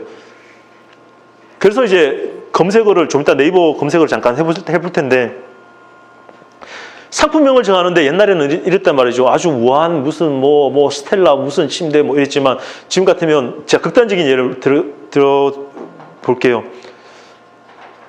제가 옛날에 20년 전에 생활할 때는 그 회사에서 그 경영자분들이 할 때 TV 스탠드가 있으면 그걸 뭐 드레서라고 한다든지 무슨 거실장애로 한다든지 이런 식으로 해가지고 거기서 제가 막 사투리를 쓰거나 이러면은 물건에 대한 깊이도 없는 이런 이렇게 여기서 천대받고 막 욕도 먹고 그랬을 거예요. 그런데 지금 검색어에 항상 상위로 뜨는 게 있어요. 뭐냐면 TV 다이예요. 되게 웃기죠. 근데 TV 다이는 굉장히 많은 사람들이 검색할 때 그냥 TV 다이라고 하는 거예요. 쇼파가 있고 소파가 있어요. 쇼파가 30% 더 비싸요. 검색 광고비에. 자, 여러분들이 내가 무슨 물건을 팔아야 돼요? 그러면 검색 광고를 할 거잖아요. 검색되어야 존재되니까. 그러면 난 금액이 제한되어 있는데 나는 좋아. 침대로 검색하겠어. 아니, 바보예요. 검색어도 엄청 비싸고 사람들이 지나가다가 야, 나 광고해. 그래? 뭐로 하면 나오는데 나 침대로 검색하면 나와. 한번 해봐. 딱 할 때마다 막 700원씩 800원씩 나가요. 친구들 동네에 뭐 부모님한테 저 우리 검색 광고하면 이거 나와요라고 하잖아요. 그러면 광고비 다 나가요. 절대 검색하지 말라고 해야 돼요.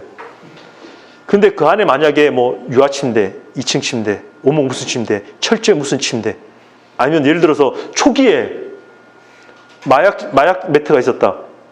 그게 광고비 얼마 됐을까요? 검색비 거의 안 나왔어요. 그 금액을 유행시켜서 만든 거죠. 지금은 하면 검색 비용 많이 내야 돼요. 그렇다면 내 예산이 있는데 이걸 어떻게 검색을 시키는 게 맞을까? 무조건 많이 노출하는 게 맞을까? 무조건 많이 노출하려면 돈 많이 쏟아부어야죠. 비표가 안 나오죠.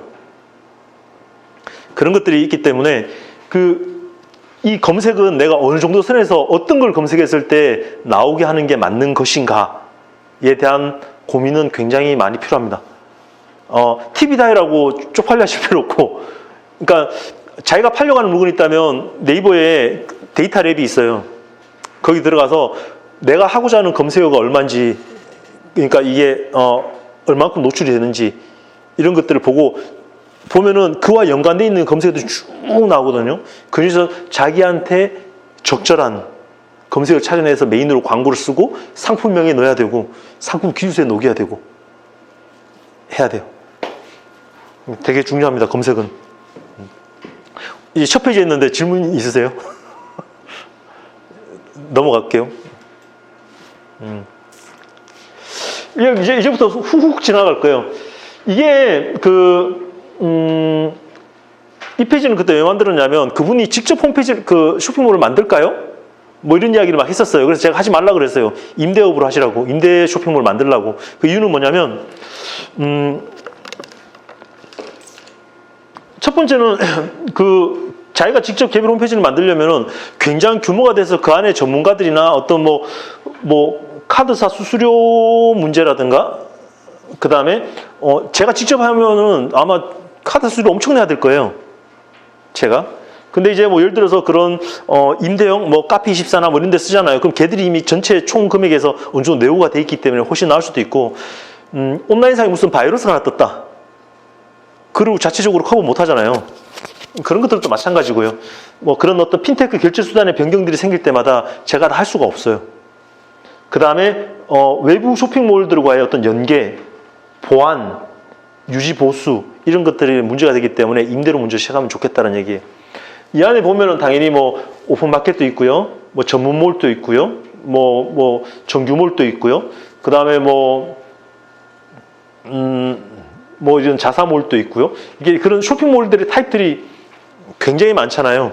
제가 알고 있기로 제가 이걸 어디서 봤더라?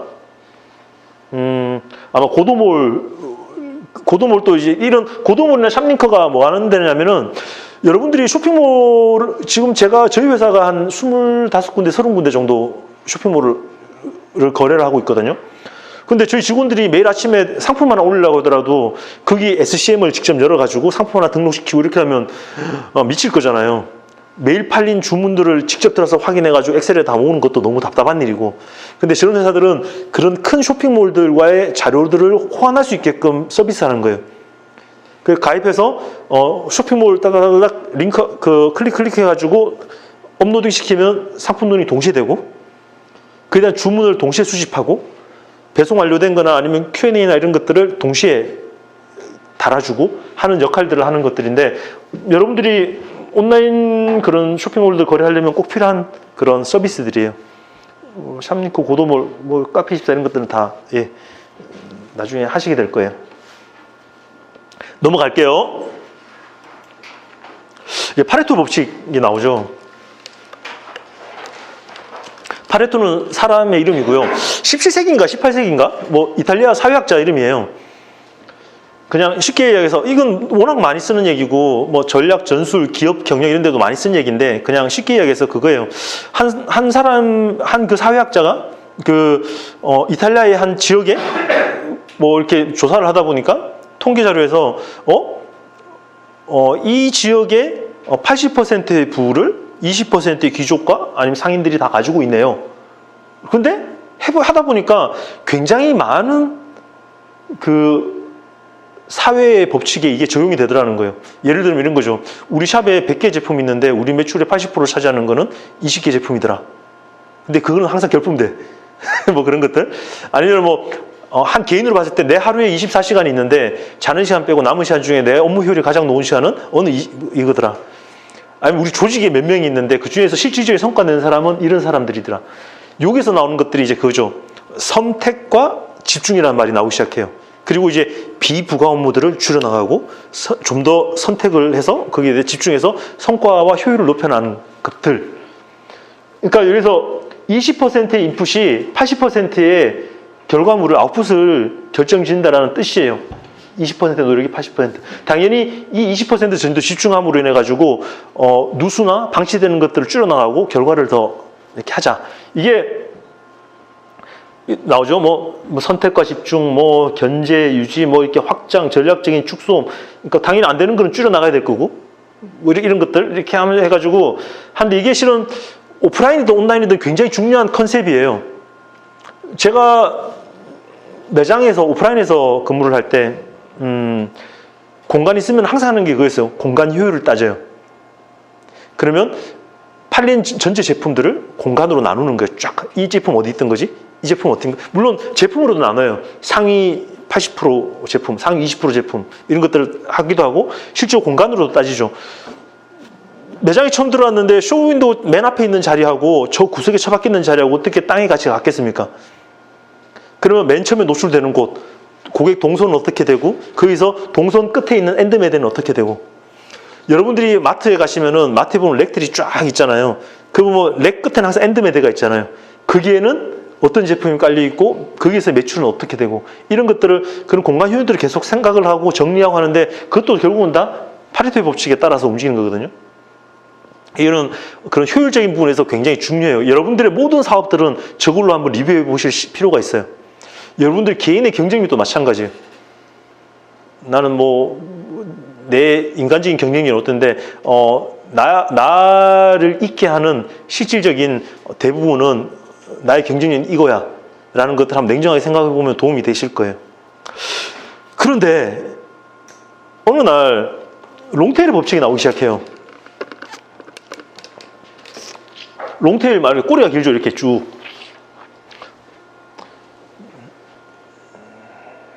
아마존이었나? 처음 롱테일의 법칙이 나타난 거는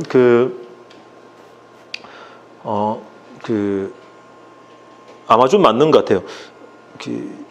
온라인 서점으로 처음 시작을 했었거든요. 앨범하고 음반 이런 쪽으로 했었는데 여러분들이 옛날 서점, 요즘은 우리 주변에 서점이 다 사라졌잖아요.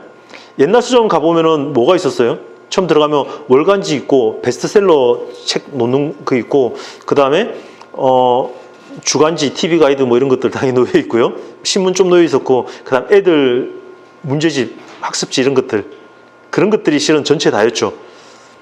그 다음에 나머지는 구석에 뭐가 있는지 전혀 모르죠. 언제 팔린지도 모르고. 근데 그거를 계속 책 보유량 어쩌다 찾아오시는 분들 하나 팔려면은 보유량이 엄청 많아져야 되죠. 그러니까 이제 서점에서는 굉장히 큰 서점들만 살아남고 실질적으로는 예를 들어서 제가 여러분들과 같은 세대라고 봤을 때 예를 들어 80년대 90년대 때 교보문고나 아니면 종로 서점이나 이런 굉장히 큰 데 가서 뭔가를 한 방에 사려고 하고 뭔가 없다면 거기 가서 이제 서간을 뒤지기 시작하셨죠. 근데 아마존의 담당자들이 생각해 보니까 그때 적용되는 거는 다 20대 80 법칙이에요. 메인 매대에 무슨 물건이 있어야 되지? 뭐가 깔려야 될까? 베스트셀러 뭐가 될까를 했단 말이죠. 근데 온라인상에서는 보니까 좀 20대 80이 아닌 거예요. 한 40대 60? 이런 식으로 해서 저런 롱테일이 되게 희석되는 거예요. 근데 그 안에 단순히 그 비율이 문제가 아니라 앞에 치열한 거는 가격 비교되고 마진이 되게 빡세고 이런데 어쩌다가 막 찾는 이런 제품은 제품의 마진이 몇 배 되고 엄청 비싸더라도 꼭 필요한 사람들은 돈을 많이 주고 사는 거예요. 예를 들어 이런 거죠. 겨울이에요. 근데 열대 지방에 휴가를 가요. 비키니를 사고 싶어요. 그러면 백화점이나 매장 가서 못 사잖아요. 근데 나 지금 당장 필요해. 그러면 돈이 비싸더라도 정상가에 사실 거 아니에요. 그죠? 아니면 이렇게 나는 어떤 버전의 무슨 책 다 품절이 돼 있는데 어느 구석에 있는 것들을 사고 싶어요. 굳이 그걸 파는 사람이 할인할 필요가 없잖아요. 자, 여기서 갖는 거는 생각보다 그런 판매되는 제품의 품목이 많아지고 매출이 일으키는 비중이 상대적으로 확산된다라는 뿐만이 아니라 여기에 중요한 건 뭐냐면 이쪽으로 올수록 마진이 없어요. 이쪽으로 갈수록 마진이 커요. 제가 온라인에 검색하면 침대 이렇게 하면 나오는 저희 물건들이 있거든요. 소파 하면 나오는 물건들이 있어요. 아까 얘기한 것처럼 소파로 빡세게 뭐 예를 들어서 좋은 물건은 아닌데 나쁜 물건은 아닌 뭐 예를 들어서 39만 원짜리 전체 가죽 소파가 있어요. 한 달에 몇 년째 한 달에 꼬박 한 모델로 한 달에 한 1200개씩 파는 모델이 있거든요. 39만 원을 파는데 그 물건은 소파 일반 리테일 하시는 분이 돈을 주고 가지고 그 물건을 소파 공장 사장님이 자기가 직접 만들어도 그 단가에 못 나와요. 그 다음에 어떻게 나오냐면요. 자재 사주고 거기 앉아가지고 똑같은 자재가 그 몇만 야들이 계속 들어가고 그게 완전 분업돼서 한 사람들은 계속 재단만 하고 한 사람은 계속 그걸 해서 하루에 몇십 조씩 꼬박꼬박 나와야 그 단가가 나와요. 그러면 그 사람은 인건비 얼마를 따먹는 거예요. 기계처럼 만들어야 돼요. 하루에 그 물량이 나오지 않으면 그 물건을 만들면 안 되는 그 정도의 기계적으로 만들거든요. 그런데 그러면 거기에서 이제 배송시키고 제품이 아니라 배송비에서 10,000원 떼먹고 뭐 이런 것들 그런 식으로 해가지고 마진율 억지로 만들어서 그렇게 풀어요. 그런 애들이 이런 데 있어요. 그걸 보고 좋아 나도 1위가 되면 뭐 어떻게 되겠지? 라고 해서 홀라당 벗고 저기에서 공격 앞으로 해가지고 딱 한단 말이죠. 그래서 1위를 한 몇 주 하시는 분도 있어요. 그리고 그 다음 돌아올 때 그러니까 팔린 것들이 자금이 돌아오고 재고 확보하고 광고비 다 내고 딱 자기가 정산해 볼 시점 딱 되면은 더 이상 유지하지 못한다는 걸 자기가 느끼게 돼요. 그래서 이쪽은 제가 봤을 때 여러분들이 그런 진짜 나는 몰랐는데 뭐 내 친지분이 아닌 내 이웃이 이쪽에 대해서 시장에 압도적인 경쟁을 갖고 계신 분이 있다. 그러면 들어가시는 걸 고려해도 괜찮아요. 근데 냉정하게 생각했을 때 그 판은 아닌 것 같다라고 생각된다면은 이쪽으로 가서 그중에 차별화된 부분을 찾아야 되는 부분들이 반드시 있어요. 아까 제가 단품이라고 했잖아요. 그 단품에 반드시 가격의 문제는 아니에요. 뭐 시장에 없던 물건이 될 수도 있고 시장에 어떤 필요를 하는 충족시키는 게 될 수도 있고 저희 같은 경우에는 실은 저희 회사에서는 저희 회사가 아니라 우리 이쪽에서는 대부분 공예를 하시거나 나무를 만지시거나 이러잖아요. 그러면 나무를 암만 많이 하시고 의자를 암만 많이 한다 그래도 동남아에서 부품 파트를 착착착착 하는 그런 아주 그런 생산성이 극대화되어 있는 공장에서 나오는 물건들을 절대 쫓아갈 수가 없어요. 제가 옛날에 여기 이제 이제 업계에 계신 분도 계신데 제가 2000년도 초반에 처음으로 말레이시아의 무오라는 지방에 가서 윈저 체어라는 보면 이렇게 의자 이렇게 돼 있고 중간에 살이 딱딱딱 박혀 있는 그런 의자가 있어요. 갔는데 전시회에 갔는데 그 의자를 한 게 제 기억에 아마 4불 전후였던 것 같아요. 의자 한 개 4불 파는 거예요. 또 어떻게 되나 싶어서 가서 이제 주문해놓고 가서 봤죠. 의자 부품이 다 흩어져 있고 그 안에서 그냥 이게 박스 까면 촤르르 이렇게 끼워. 제가 그런 경험을 많이 했었어요. 오피스 체어를 하는데 의자를 그 부품을 가져오면은 그 박스를 딱 샘플을 받으면은 촤르르 흘러내려요. 그럼 이제 그 바퀴 끼우고 산발이 끼우고 뭐 가스리프트 끼우고 좌판 끼우고 이렇게 하면서 이제 제품들 한 개 한 개 조립을 했었죠. 그럼 이제 사불에서 다시 이제 이거 조립하기 너무 힘드니까 좌판과 등판하고 이렇게 붙여서 포장을 2개로 나눠주세요. 그러면 몇 불이 올라가요. 요걸 이렇게 조금 더 해서 2개로 딱 붙이게 해주면 안 돼요? 그럼 몇 불이 올라가요. 그러면서 가격이 이렇게 형성되어 가거든요. 그래서 그런 어떤 이제 극단화되어 있는 어떤 한 개 제품에 대한 어떤 그런 것들을 가격으로 접근하고 뭔가 이렇게 되면은 굉장히 힘들어요. 그런데 실은, 막상 갖고 왔을 때, 그럼 반드시 그 아이가 가격으로 인해가지고 그 시장을 휩쓰느냐? 그건 아니에요. 예를 들어 볼게요. 실제로 제가 그 제품을 샀거든요. 사서 저희 매장에 놓고 팔았어요. 클레임이 이제 오기 시작하죠. 왜 발 밑에 모서리가 발이 이렇게 평행하게 잘려지지 않고 이렇게 뾰족해져 가지고 얘가 바닥을 끌냐? 클레임이 나오기 시작한 거예요. 그게 어떻게 하냐? 그 박스를 다 뜯어 가지고 이제 갈아가지고 평탄화시키고 거기다가 긁힘 방지 붙이고, 그래서 또 손님한테 팔고, 그다음 다음에는 공장에 의해서 그 부분 쳐주세요. 그리고 밑에 플라스틱 하나 캡 하나 끼워주세요. 이렇게 되면 이제 단가 계속 올라가는 거죠. 이런 것들이. 심지어는 뭐 나중에 뭐 테니스공 잘라가지고 끼워서 하고 막 그렇게도 했었어요. 이제 여러분들이 하는 데 있어서는 반드시 최저가의 문제가 아니라 그게 대해서 최소한 이 정도의 부가가치를, 아니면 이런 정도의 편의를 더 고려해서 해주면은 손님이 합리적으로 생각해서 이렇게 이 정도까지는 대가를 지불하시겠다라고 생각하는 선을까지 올라가셔도 괜찮아요. 그 다음에 그에 대해서 조금 더 좋게 해서 분명히 고급을 파시는 분들도 분명히 계시거든요. 그리고 그 시장이 저가만큼 많지는 않더라도 분명히 상존한 시장들이 되게 많아요. 저 같아도 실은 저도 온라인에 최저가를 지향하면서 열심히 하고 있지만 막상 제가 뭔가 살 때도 최저가를 찾지는 않아요. 이제 물론 이제 조금 더 좋은 품질을 찾고자 하는 부분도 좀 있지만 이용 후기나 이런 것에서 봤을 때도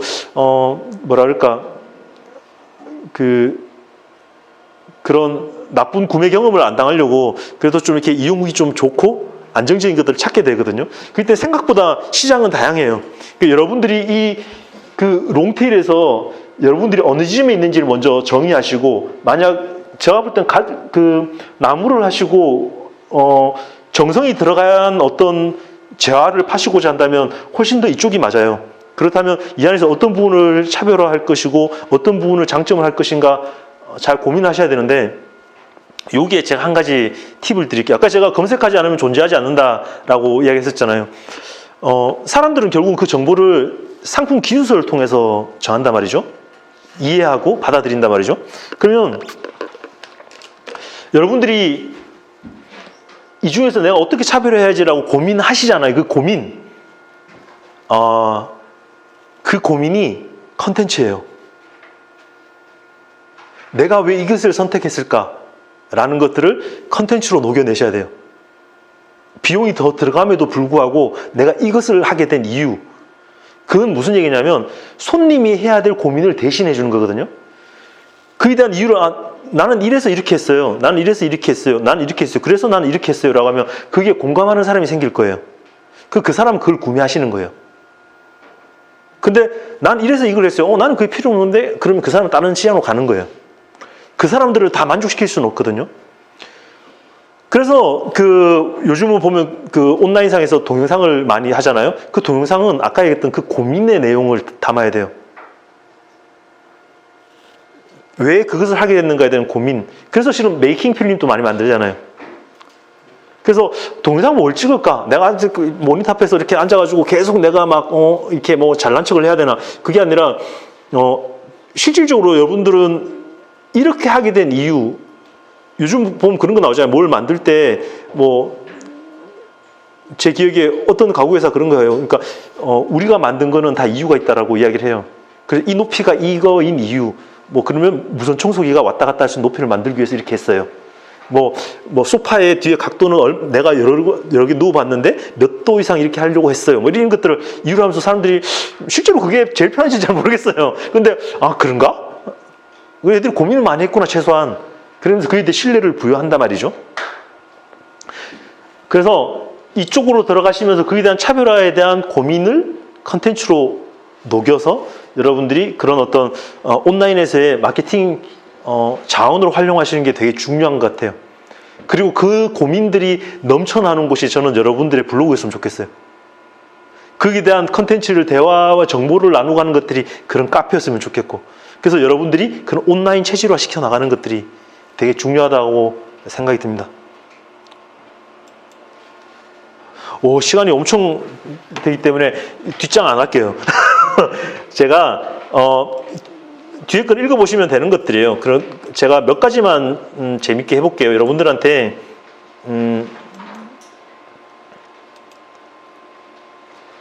네이버가 있어요, 여러분. 맞죠? 나오죠?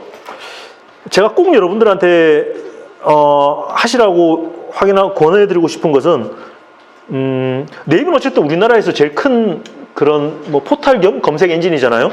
네이버는 많은 기회가 있어요, 이 안에. 여기 보시면은 지금은 좀 많이 변경됐는데 검색어 들어가시면 이쪽에 데이터 랩이 있어요. 여기 보면 실시간 검색에 대한 내용들이 쭉 나와요. 이게 너무 많죠? 뭐 이제 근데 이게 연령대별로 다 있고, 검색어 트렌드에 들어가시면 예를 들어서 여러분들이 제일 좋아하시는 뭐 우드 슬랩 쳐볼까요? 우드 슬랩 1년 동안 전체든 모바일이든 남녀 다 상관없이 연령 선택 뭐 해가지고 이 데이터를 조회하잖아요. 그러면 우드 슬랩에 대한 이게 7월 6일부터 아니구나. 이날이 뭐가 있었나 봐요, 이날. 이날 뭐가 있었을까요? 나중에 거꾸로 찾아봐야 되는데, 어떤 한 검색어에 대한, 뭐, 예를 들어서, 저희가 많이 하고 있는, 비유를 제가 많이 하는데요. 뭐, 대리석 식탁? 아니면 이쪽에 뭐, 세라믹 식탁? 뭐 이런 것들에서 막 검색어 들어가잖아요. 그러면 이 트렌드를 볼 수가 있어요. 기간도 설정하고, 세라믹이 대리석을 넘어섰네? 막 이런 것들. 그러니까 이걸 기간을 확대하게 되면은 얘들이 초반에 뭔가를 꿈틀꿈틀하게 되는 어떤 그런 것들이 있어요. 여러분들이 궁금한 것들을 다 하셔도 돼요. 아까 제가 이 얘기 했잖아요. 자, 봐요.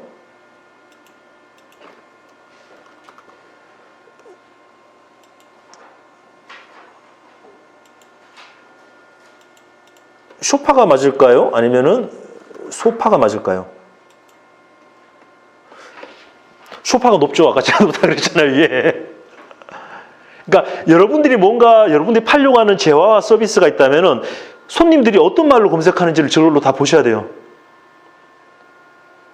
요즘 새로운 트렌드가 뭐 있는지 검색어랑 좀 친해질 필요가 있어요. 아까 제가 말씀드렸잖아요. 검색되지 않으면 존재하지 않기 때문에. 그 다음에 실시간 검색어를 보통 이런 것만 사람들이 많이 보지만 여러분들이 비즈니스하는데 필요한 거는 이런 것들이에요. 예를 들어서 패션 의류 보면 이렇게 나오잖아요. 근데 제가 아까 말씀드렸죠. 너무 큰 영역의 대표 명사는 별로 필요가 없어요. 예를 들어서 가구 인테리어 이런 거 필요 없어요. 다시 들어가면 주방 가구 이렇게 나온단 말이죠. 뭐 예를 들어서 주방 가구로 보시죠. 주방 가구로 뭔가를 조회하기라고 나오면은 주방 가구 자체는 이렇게 되는데 여러분들이 관심 있게 보셔야 될 거는 이거예요. 주방 가구에서 인기 검색어 1위는 식탁 의자예요. 그러면 자, 식탁에서 다시 검색어를 찾는 거예요. 식탁. 여러분들이 우드슬랩을 만드는데 나는 우드슬랩이야라고 파는 게 맞을까요? 아니면 여기에서 상품명에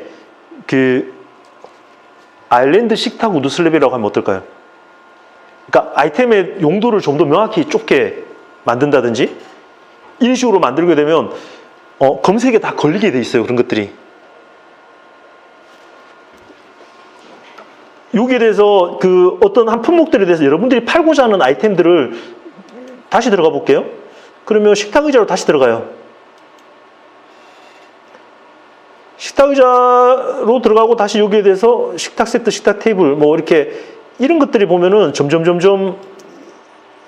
식탁 테이블로 보면은 생각보다 원형 테이블이 많네요. 이거는 저도 생소한데? 이거는 아마 항상 원형이 많지 않았을 거예요.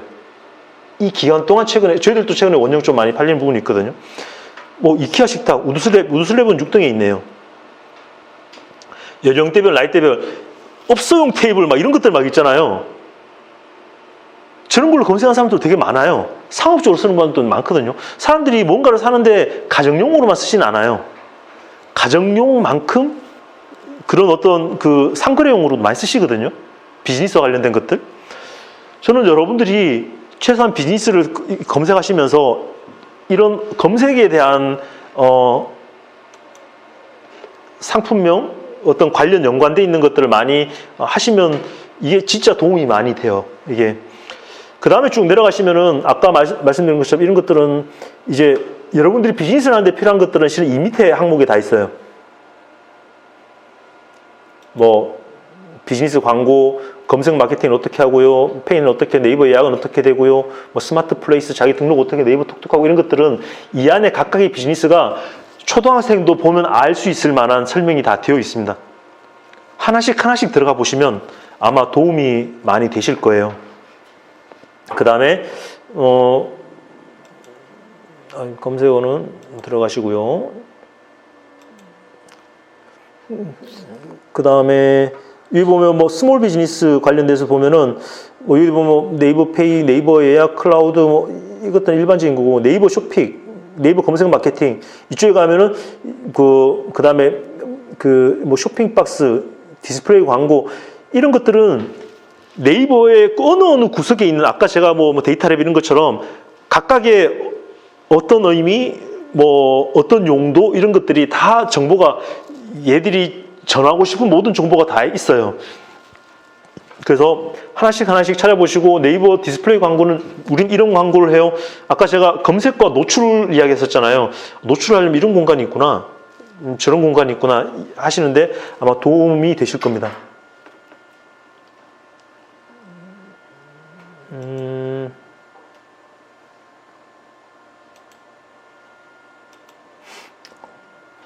아까 제가 말씀드렸던 광고가 일주일에 뭐 700만 원씩 하는 것들이, 그러니까 뭐가 나올지 모르거든요. 여기 보면은 상품 6개 있잖아요. 요거 노출되는 게 일주일에 700이에요. 근데 실은 이것만 노출되는 게 아니에요. 여기 보면은 13분의 1이죠. 이게 얘들이 돌아가면서 되고 일주일마다 이게 바뀌어요. 이게 700인데 얘만 노출되는 게 아니에요. 이 제품 한 개 한 개, 얘가 제 기억에 아마 한 400대 정도 할 거예요. 이 제품들. 이게 몇 개 있어요? 19개 있죠. 그러니까 이 19분의 1이 이 안에서 n분의 1로 나오고요. 쇼핑몰에 요 위에 6칸 있는 거하고 요 3칸 이것도 다 따로예요. 그러니까 광고는 많은데 이거는 실은 어느 정도 자기의 볼륨 이상이 되지 않는다면은 섣불리 들어갈 그건 아니에요. 그냥 뭐 돈 쓸 사람은 너무 많기 때문에 네이버 입장에도 큰 도움은 안 돼요. 뭐 이게 다 비딩이니까. 그래서 자기한테 적절한 그런 걸 맞는 게 중요하고요. 저는 여러분들이 이쪽에 이 그 관심 주제 설정에 대해서 여러분들이 좀 정리가 돼 있었으면 좋겠어요. 여러분의 블로그나 이런 것들이 만약 잘 된다면 이쪽에 아마 들어가게 될 거예요. 포맷이 또 바뀌었네요. 저도 최근에 이쪽을 잘 안 들어가서 잘 모르겠는데, 여러 가지 뭐 중국이나 뭐 이런 것들 내용들 있잖아요. 그러니까 이런 것들은 아마 상대적으로 영향력 있는, 공신력 있는 그런 포스트, 네이버 포스트에 관련된 사람들이 하는 것들이고, 이쪽에 대해서는 자기가 관심 주제를 설정함에 따라서 보여주는 게 다 틀려지거든요. 저는 이런 것들은 한 번씩 여러분들이, 네이버가 유능한 검색 엔진이니까 뭐 그런 뉴스나 이런 것들이 여러분들한테 도움이 되는 인풋을 줄 수 있게끔 한번 세팅하는 거는 도움이 된다고 생각돼요. 그리고 한번 보시고 그 중에서 눈에 띄는 글이 있으면 들어가서 보시고 어떤 애들이 네이버 애들 눈에 잘 선별되는가 한번 보시면 도움이 되실 거예요. 아까 처음에 제가 말씀드렸죠. 그걸 그대로 카피하시고 하다 보면은 자기만의 스타일들이 아마 생기실 거고, 그러다 보면 여러분들이 진짜 그쪽에 대한 유용한 정보를 제공하는 그런 어떤 전달자라면은 아마 그런 게 노출될 수 있는 기회가 아마 주어질 겁니다. 시간이 9시라서 제가 여러분들 그냥 질문만 간단히 받고, 오늘은 다음에 또 뭐 우리 그 심화반에도 또 제 유튜브나 동영상 관련된 이야기 또 있거든요. 뭐 아마 제가 그냥 이런저런 뭐 그냥 커피 마시면서 편하게 그냥 이렇게 뭐 이게 무슨 전문적인 지식도 아니고 그냥 이렇게 막 할 이야기들인데, 여러분들의 귀한 시간을 2시간 동안 이렇게 빌어서 이렇게 시간을 갖게 된 것 같아요. 혹시 오늘 이야기한 내용이나 상관이 없더라도 온라인주에 관련해서 궁금하신 게 있으시면 질문 주십시오. 제가 답변 드리겠습니다. 예, 그러면 마무리 인사하고, 예. 오늘 하루 수고 많으셨습니다. 예. 감사합니다.